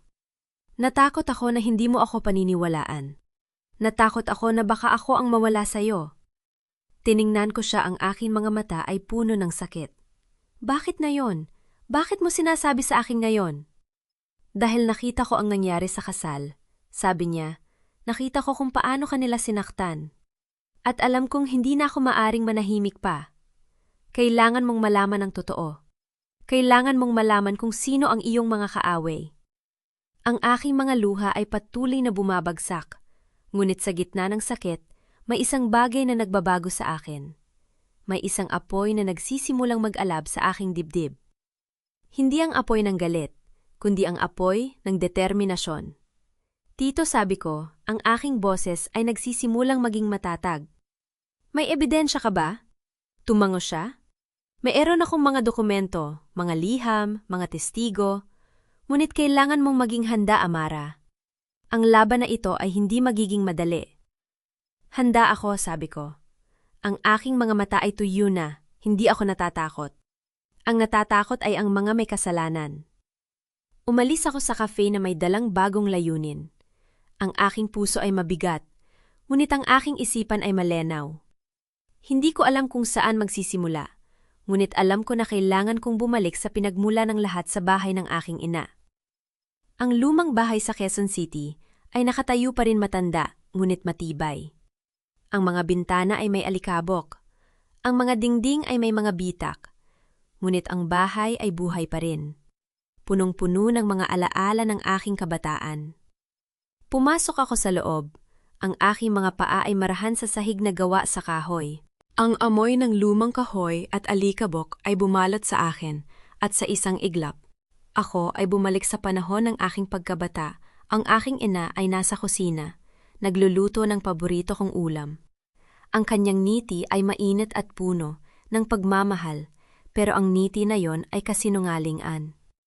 Ang saya na yon ay itinayo sa isang lihim na hindi ko alam. Pumasok ako sa kwarto ng aking ina. Ang kama ay natatakpan ng puting tela. Ang mga kasangkapan ay natatakpan ng alikabok. Binuksan ko ang lumang aparador. Ang mga bisagra ay lumalangit. At dun sa pinakamababang istante, nakita ko ito. Isang lumang kahoy na gawa sa kahoy. Ang mga sulok ay sira na. Kinuha ko ito ng marahan, ang aking mga kamay ay nanginginig.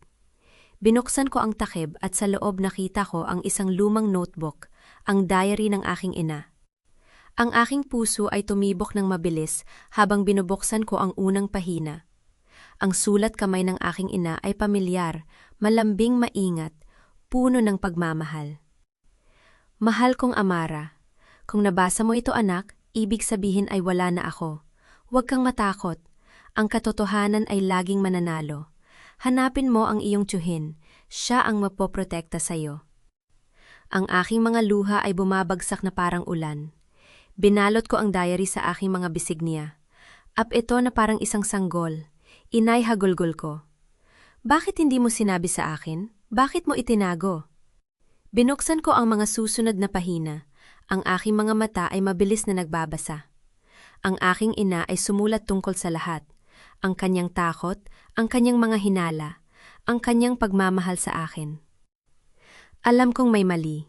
Ang aking katawan ay humihina araw-araw at alam kong hindi ito natural. Ngunit hindi ko alam kung sino ang aking mapagkakatiwalaan. Ang tanging paraan upang maprotektahan ka ay ang itago ang katotohanan. Kaya kong mamatay ng may ngiti sa labi. Alam kong ligtas ka. Ang aking mga kamay ay nanginginig habang hawak ko ang diary.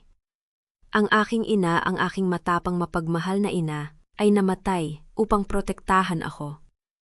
Namatay siya, na may ngiti sa labi iniisip na ligtas ako. Pero hindi ako ligtas. Niloko ako ng mga taong pinagkakatiwalaan ko. Pinakasalan ko ang anak ng babaeng pumatay sa aking ina. Isinara ko ang diary, ang aking mga mata ay tuyo na. Ang sakit ay naroroon pa rin. Ang sakit ay hindi mawawala.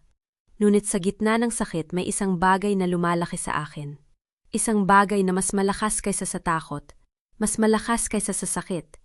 Kinuha ko ang aking telepo at tinawagan si Marco. Marco? Sabi ko, ang aking boses ay matatag. Gusto kong kasuhan si Remedios. Hindi lang para sa akin, para sa aking ina, para sa hustisya. Tumigil siya sandali. Amara, ang kasong ito ay maaring tumagal ng taon at ang ebidensya ay lumana. Handa ka ba, Tin? Ningnan ko ang diary sa aking mga kamay. Ang mga salita ng aking ina, ang kanyang pagmamahal, ang kanyang sakripisyo. Handa ako. Hindi ako natatakot. Ang natatakot ay ang mga may kasalanan. Isang araw, pagkatapos nakipagkita ako kay Dario sa isang tahimik na cafe sa Makati, ang aking puso ay mabigat, ngunit ang aking isipan ay malenaw. Ito ang huling pagkakataon na makikita ko siya. Ang huling pagkakataon na haharapin ko siya. Umupo siya sa harap ko. Ang kanyang mga mata ay may pag-aalala. Amara, bakit mo ako tinawagan? Akala ko tapos na tayo. Hindi ako sumagot. Inilapag ko ang diary ng aking ina sa mesa sa pagitan namin. Alam mo ba kung ano ito? Tanong ko. Tumingin siya sa diary. Ang kanyang mukha ay biglang namutla.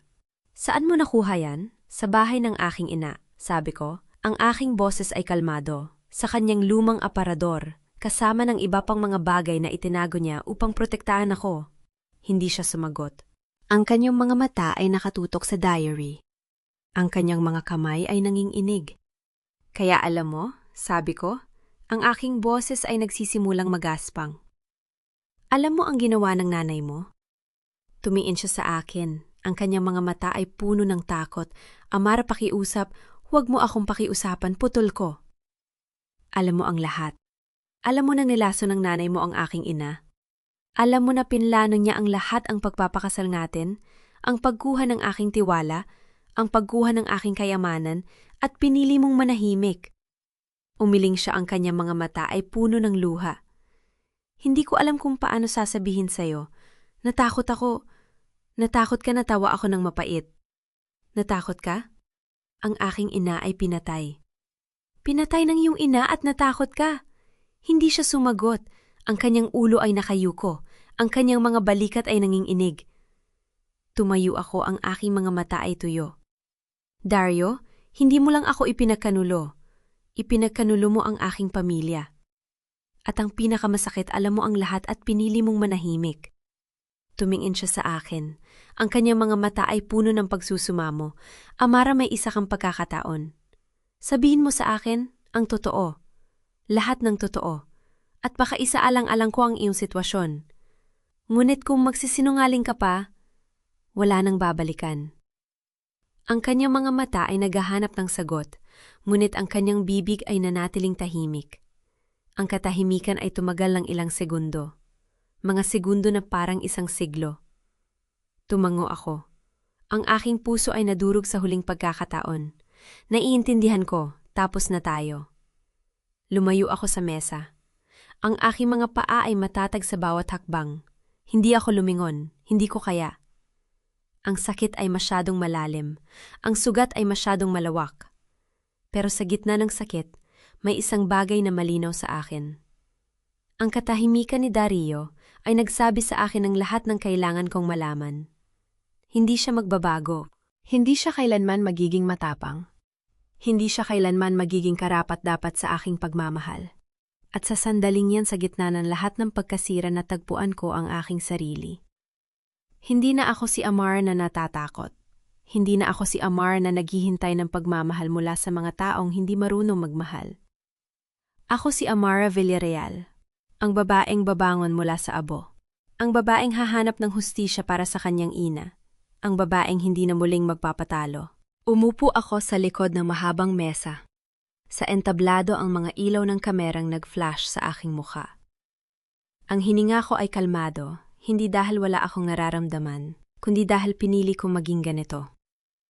Sa harap ko, 12-12 ng mga mukha ang naghihintay. Mga reporter, camera, microphone. At sa harap mismo sa unang hanay, nakaupo ang pamilya Alcantara. Si Dario nakatingin sa akin na parang may sasabihin. Si Remedios naninigas ang panga. At si Bianca nakaupo sa gilid, ang mga mata ay may kakaibang tingin. Tumayo ako, ang aking mga kamay ay nakapatong sa mesa.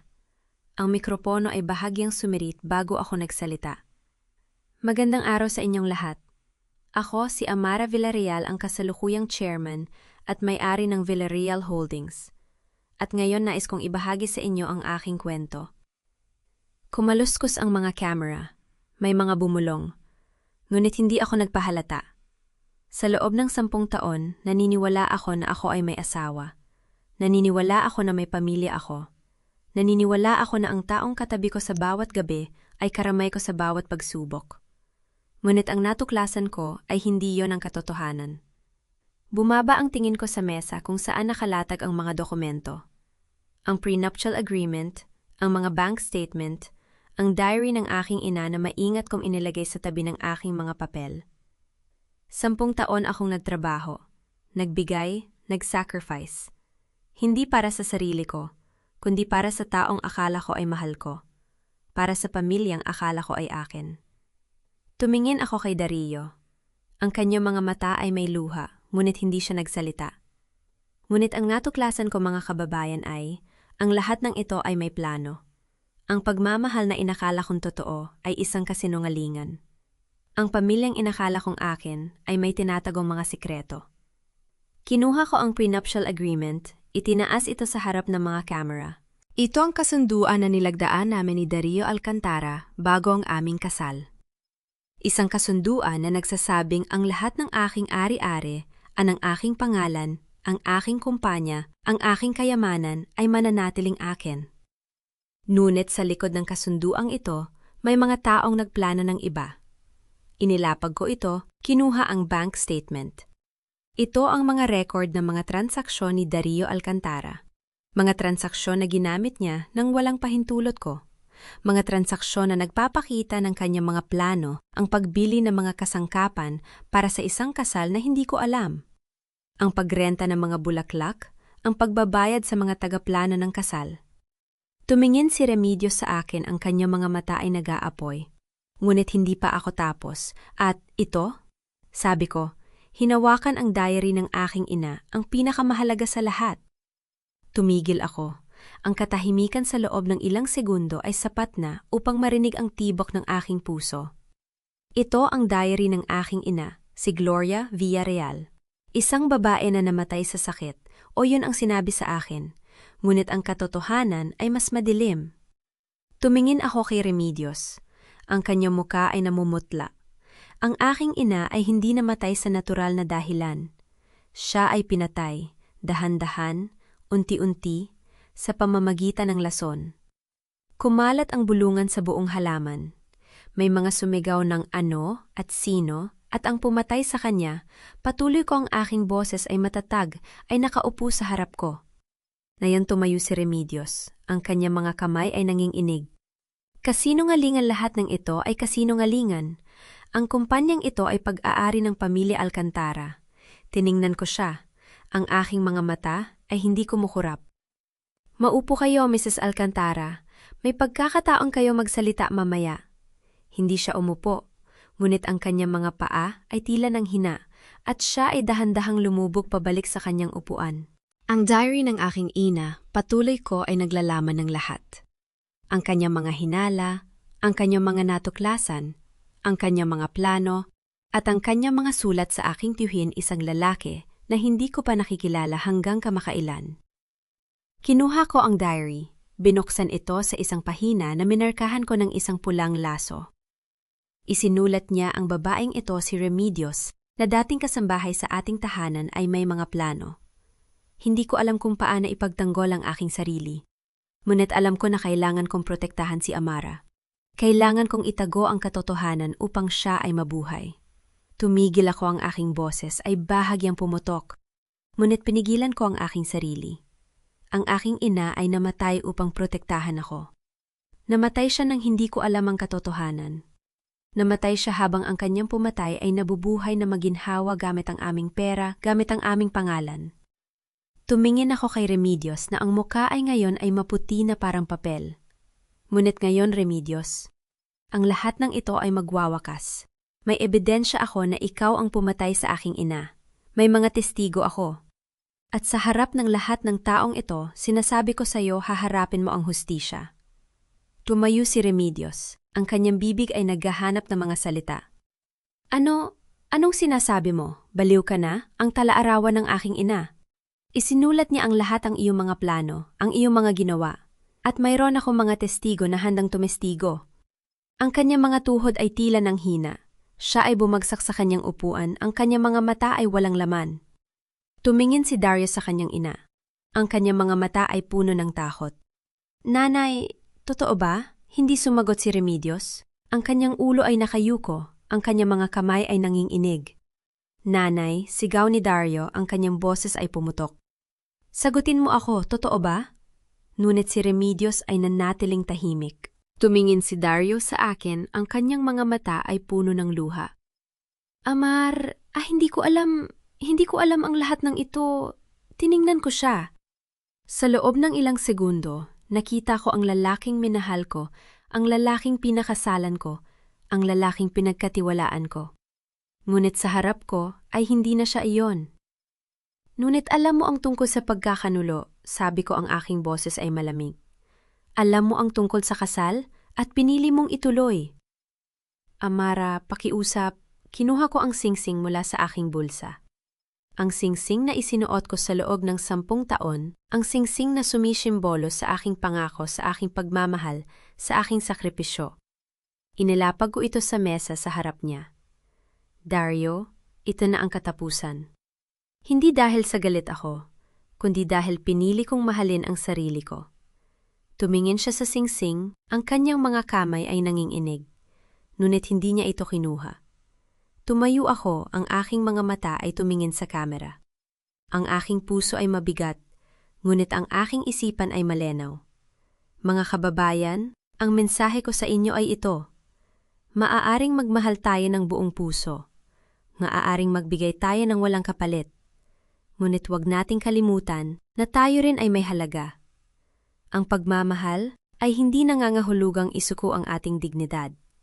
Ang tunay na pagmamahal ay nagpapalaya, hindi nagpapababa.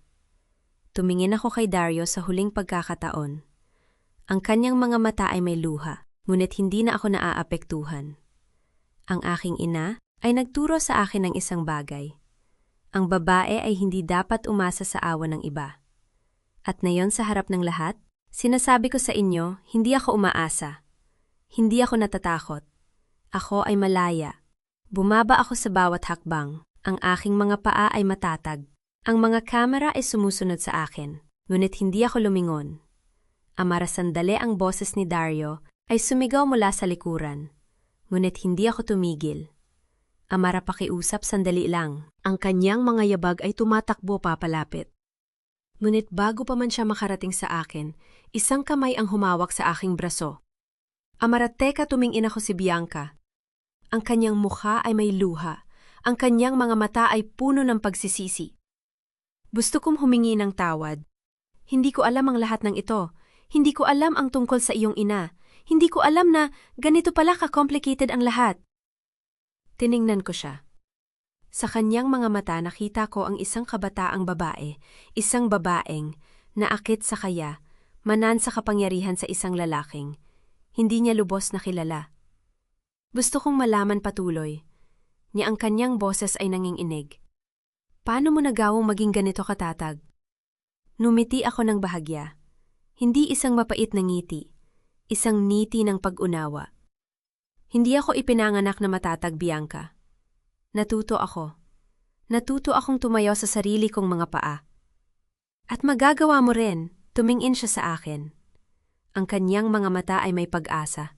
Ngunit bago pa man siya makapagsalita, may isang bagay na nagbago sa kanyang ekspresyon. Amara, may isa pa akong sasabihin sa'yo, tungkol kay Dario. May tinatago siya sa'yo, isang bagay na mas malaki pa sa lahat ng ito. Tumigil ang aking puso. Ang aking mga paa ay nagyelo sa kinatatayong ko. Ano, tanong ko, ang aking boses ay halos hindi marinig. Tumingin si Bianca sa akin. Ang kanyang mga mata ay may kakaibang liwanag. Hindi ko alam kung dapat kong sabihin ito sa'yo, ngunit kailangan mong malaman. Tungkol sa kanyang anak, ang hangin ay tila naglaho sa aking mga baga. Anak, tumango si Bianca. Ang kanyang mga labi ay nanginginig. May anak si Dario. Isang anak na hindi mo alam, at ang batang yon ay nakatira sa bahay ng kanyang ina, sa isang probinsya. Hindi ko alam ang pangalan ng lugar, ngunit alam ko na totoo ito. Sinabi niya sa akin nung gabing yon habang lasing siya. Sinabi niya na may anak siya. Isang anak na hindi mo alam. Ang aking mga tuhod ay nanghina. Ang mundo ay tila umikot sa paligid ko. Saan, tanong ko, ang aking boses ay pumutok. Saan nakatira ang batang yon, umiling si Bianca. Hindi ko alam, hindi ko na naitanong. Ngunit alam ko na ito ay totoo. At alam ko na ito ang dahilan kung bakit hindi siya makatingin sa'yo ng diretsyo. Dahil sa tuwing nakikita ka niya, nakikita niya ang kanyang kasinungalingan. Tumingin ako sa likod ko. Si Dario ay nakatayo pa rin sa harap ng halaman. Ang kanyang mga mata ay nakatitig sa akin, ngunit sa ngayon, hindi ko na siya nakikita bilang ang lalaking minahal ko. Nakita ko siya bilang isang estrangero. Salamat, Bianca. Sabi ko, ang aking boses ay kalmado. Salamat sa pagsasabi sa akin ng totoo. Tumingin siya sa akin, ang kanyang mga mata ay may luha paumanhin. Paumanhin sa lahat ng ginawa ko.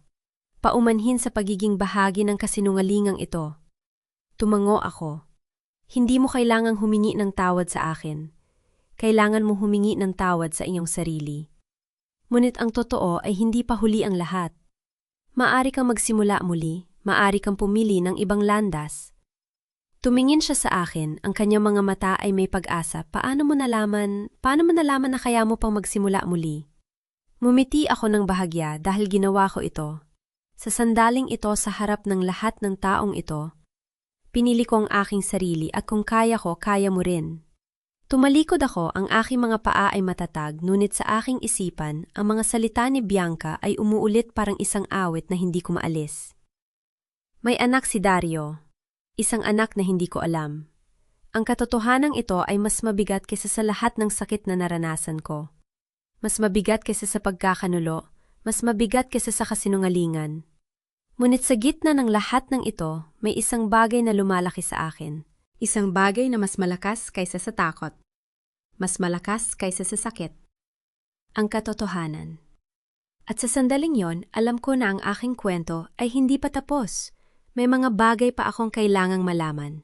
May mga bagay pa akong kailangang harapin. Ngunit isang bagay ang alam ko. Hindi na ako matatakot. Hindi na ako magpapatalo. Ako, si Amara Villarreal, at ang aking kwento ay magpapatuloy. 6 na buwan na ang nakalipas.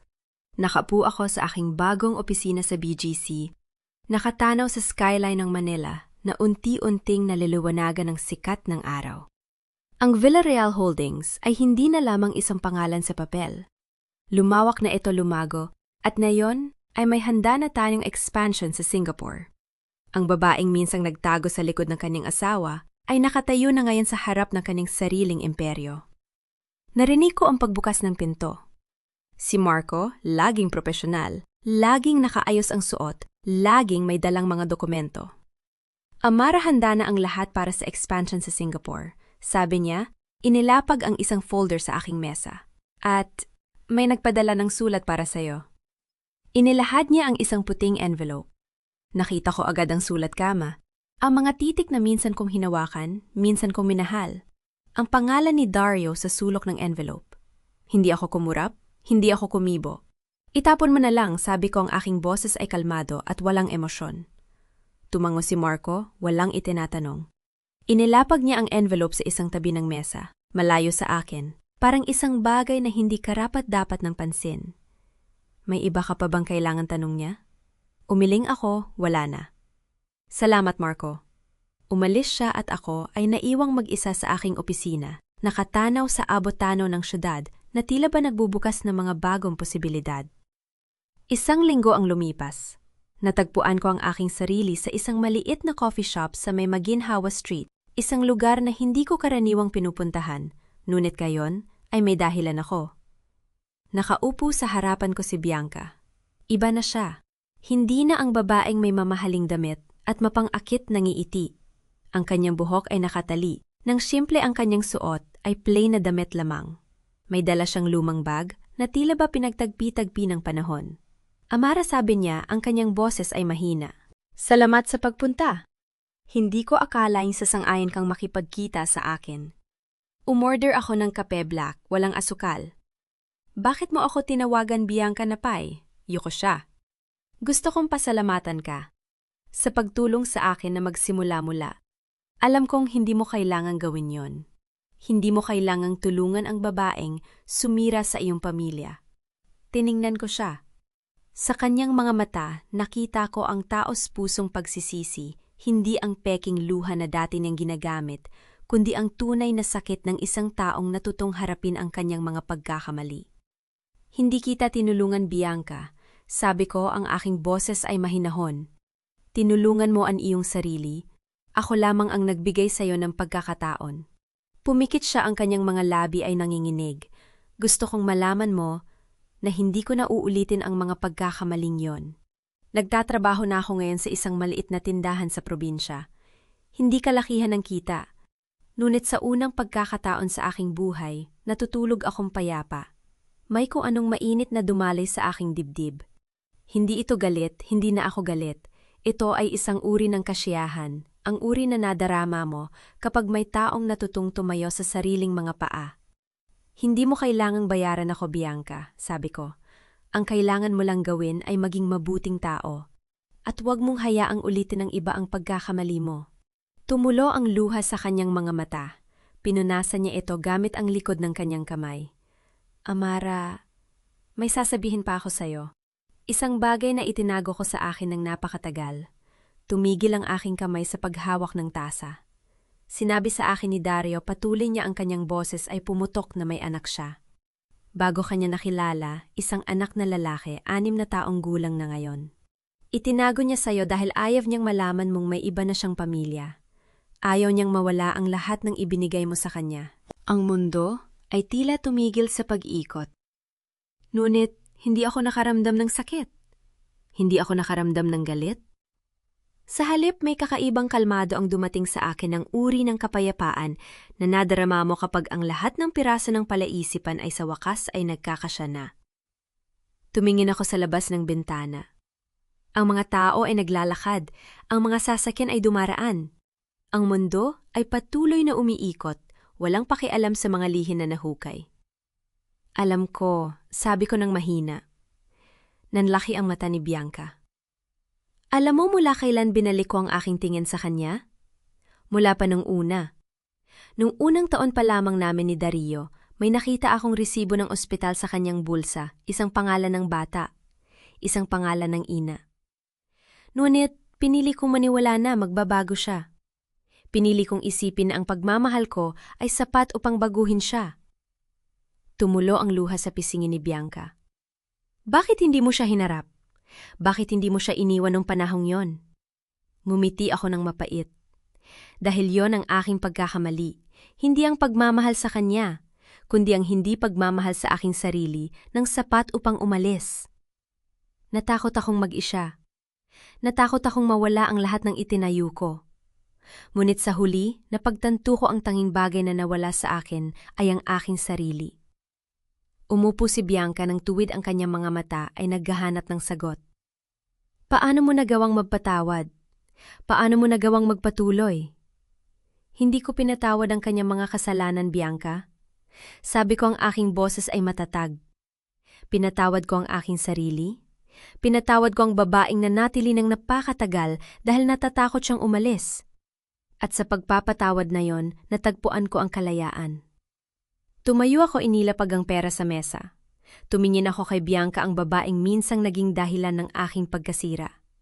Ngunit na yon ay isang saksi sa aking pagbangon. Bianca, ang buhay ay hindi tungkol sa mga pagkakamaling nagawa natin. Ito ay tungkol sa kung paano tayo bumangon mula sa mga iyon. Piliin mong maging masaya. Piliin mong maging malaya.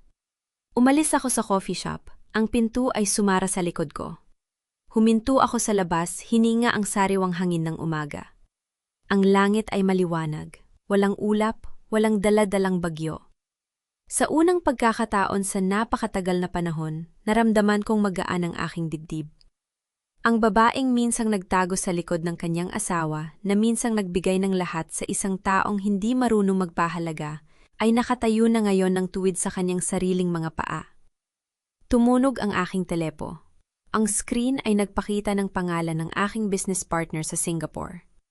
Sige, ituloy natin, sabi ko. Ang aking boses ay puno ng kumpiyansa. Handa na ako. Isinara ko ang tawag at tumingin sa unahan. Ang Manila ay gumigising. Ang mga ilaw ay unti-unting lumiliwanag. Ngunit hindi ko na kailangan ng mga ilaw na yon. May liwanag na sa loob ko. Isang liwanag na hindi kayang patayin ng sinuman. Hindi ako lumingon sa likod. Hindi ko na kailangan. Ang nakaraan ay nasa likod ko na. Ang hinaharap ay nasa harapan ko. Isag hinaharap na ako mismo ang sumulat sa pamamagitan ng aking sariling mga kamay, sa pamamagitan ng aking sariling mga pagpili. Ako si Amara Villarreal, at sa wakas malaya na ako. Ang pagmamahal ay hindi nangangahulugang isuko ang iyong sarili. Ang tunay na pagmamahal ay ang pagkilala na ikaw ay may halaga, kahit na walang ibang nakakakita nito. At kapag natutunan mong mahalin ang iyong sarili, dun mo matutuklasan ang tunay na kalayaan. Hindi ito nangangahuluga, ang hindi ka na masasaktan. Hindi ito nangangahuluga ay hindi ka na magkakamali. Ngunit ito ay nangangahuluga. Hindi mo na kailangang manatili sa isang lugar na hindi ka pinapahalagaan. Hindi mo na kailangang patunayan ang iyong sarili sa mga taong hindi kayang makita ang iyong halaga. Dahil ang tanging taong kailangan mong mapabilib sa huli ay ang taong nakikita mo sa salamin. Mga mahal kong tagapakinig. Naririnig ko pa ang mahinang pag-click ng pinto ng coffee shop habang isinasara ito ni Amara sa likuran niya. Ang katahimikan pagkatapos ng mahabang pag-uusap nila ni Bianca, may bigat pa rin ito sa hangin, hindi ba? May mga sandali sa buhay na adang pag-uusap ay hindi lamang pagpapalitan ng mga salita, kundi isang paglaya. At sa eksenang iyon, pareho silang pinalaya ni Amara at Bianca. Ang isa mula sa kahapon, ang isa mula sa pagkakasala. Salamat sa inyong lahat na nagtiyaga hanggang sa huling yugto ng kwentong ito. Alam kong hindi madaling panoorin ang isang babae na ginamit ni Loko at halos mawala ng lahat, lalo na ang kanyang pagkatao. Nung isinusulat ko ang eksena kung saan nakatayo si Amara sa harap ng kanyang sariling bahay habang sinasabihan siyang umalis, may mga pagkakataong pinahinto ko ang aking sarili at naisip, kaya pa kaya niyang tumayo. Ngunit alam nyo, sa bawat babaeng may pusong, Amara laging may natitirang lakas, kahit gaano pa ito nabaon sa sakit. May isang bagay akong napagnilayan habang sinusulat ang kwentong ito, at nais kong ibahagi sa inyo. Madalas nating iniisip na ang pag-ibig ay tungkol sa pagbibigay ng oras, ng pera, ng pangunawa ng pangarap. At totoo naman yon. Ngunit merong isang linya na hindi natin dapat tawirin, ang linyang kung saan ang pagbibigay ay nagiging pagbura na ng ating sarili. Si Amara ay nagbigay ng 10 taon ng kanyang kabataan, ng kanyang pagkakataong maging ina ng kanyang kayamanan, lahat para kay Dario. Ngunit sa bawat pagbibigay niya, unti-unti rin niyang binubura ang kanyang sariling halaga sa kanyang sariling mga mata. Hindi niya napansin na ang pag-ibig na kanyang ibinibigay ay hindi na pag-ibig, kundi isang pagkakautang na hindi na kayang bayaran ng sinuman. Ang natutunan ko sa kwento ni Amara ay ito. Ang pag-ibig ay hindi dapat maging isang transaksyon kung saan ikaw ang laging nagbabayad. Kung napapansin niyo ang mga taong tunay na nagmamahal sa atin, ay hindi humihingi ng lahat. Sila ay nananatili kahit na wala tayong maibigay. Ngunit ang mga taong nagpapanggap na nagmamahal sila, ang laging may kailangan, laging may hinihingi, laging may dahilan kung bakit hindi pa sapat ang ibinigay mo. Kung kayo man ay nasa isang relasyon na pakiramdam nyo ay palaging kayo ang nauubos, tandaan nyo, hindi yan pag-ibig. Yon ay pagsasamantala na nakabalot sa matatamis na salita. Ngayon, nais kong itanong sa inyo mga kaibigan, habang pinakikinggan nyo ang kwentong ito, saan kayo nakikinig? Nasa bahay ba kayo? Sa commute? O nagpapahinga pagkatapos ng mahabang araw? Ano man ang inyong ginagawa, nais kong malaman ko ano ang inyong naramdaman. Nang magdesisyon si Amara na hindi na lumingon, nais ko ring marinig ang inyong mga kwento. Meron ba sa inyo na nakaranas ng katulad na sitwasyon na nagbigay ng lahat sa isang taong hindi naman marunong magpahala? Paano niya nagawang bumangon? Ibahagi niyo sa comment section. Dahil dito, sa ating komunidad, meron tayong mga taong handang makinig. At kung sa tingin niyo ay may kakilala kayong nangangailangan ng kwentong ito, i-share niyo ito baka. Ito ang liwanag na hinahanap nila sa gitna ng kanilang kadiliman. Sana sa inyong pagtulog ngayong gabi, dalhin niyo ang aral ni Amara na ang pagmamahal sa sarili ay hindi pagiging makasarili. Ito ay ang pundasyon ng lahat ng tunay na pagmamahal. Hindi niyo kailangang patunayan ang inyong halaga sa sinuman. Ang tanging boses na dapat niyong pakinggan ay ang boses na nagsasabing karapat-dapat kayo. Dahil kayo ay karapat-dapat hindi. Dahil sa inyong nagawa, kundi dahil kayo ay nabubuhay. Hanggang dito na lamang. Ingatan niyo lagi ang inyong mga sarili. At tandaan, ang inyong kwento ay hindi pa tapos, kayo ang sumusulat ng susunod na kabanata. Titulo ng kwento, Ang Babaeng Pumili sa Kanyang Sarili. Ang kwentong ito ay isinulat na hango sa mga totoong buhay na karanasan ng ilang individual, inihandog sa lahat ng mga nakaranas at kasalukuyang nakararanas ng katulad na sitwasyon sa pag-asang sila ay lumakas at magpatuloy sa paghahanap ng kanilang sariling kaligayahan. Paalala ang lahat ng mga tauhan at pangyayari sa kwentong ito ay katang-isip lamang at hindi naglalayan manghusga o umatake kaninuman. Ang kwento ay nilikha para sa layunin ng aliwan at pagpapalaganap ng positibong mensahe. Ito ay isang natatanging likha na buong pusong inalagaan, inedit at sinuri. Ang karapatang ari nito ay pag-aari ng channel na ito. Mangyaring wag i-re-upload ng walang pahintulot.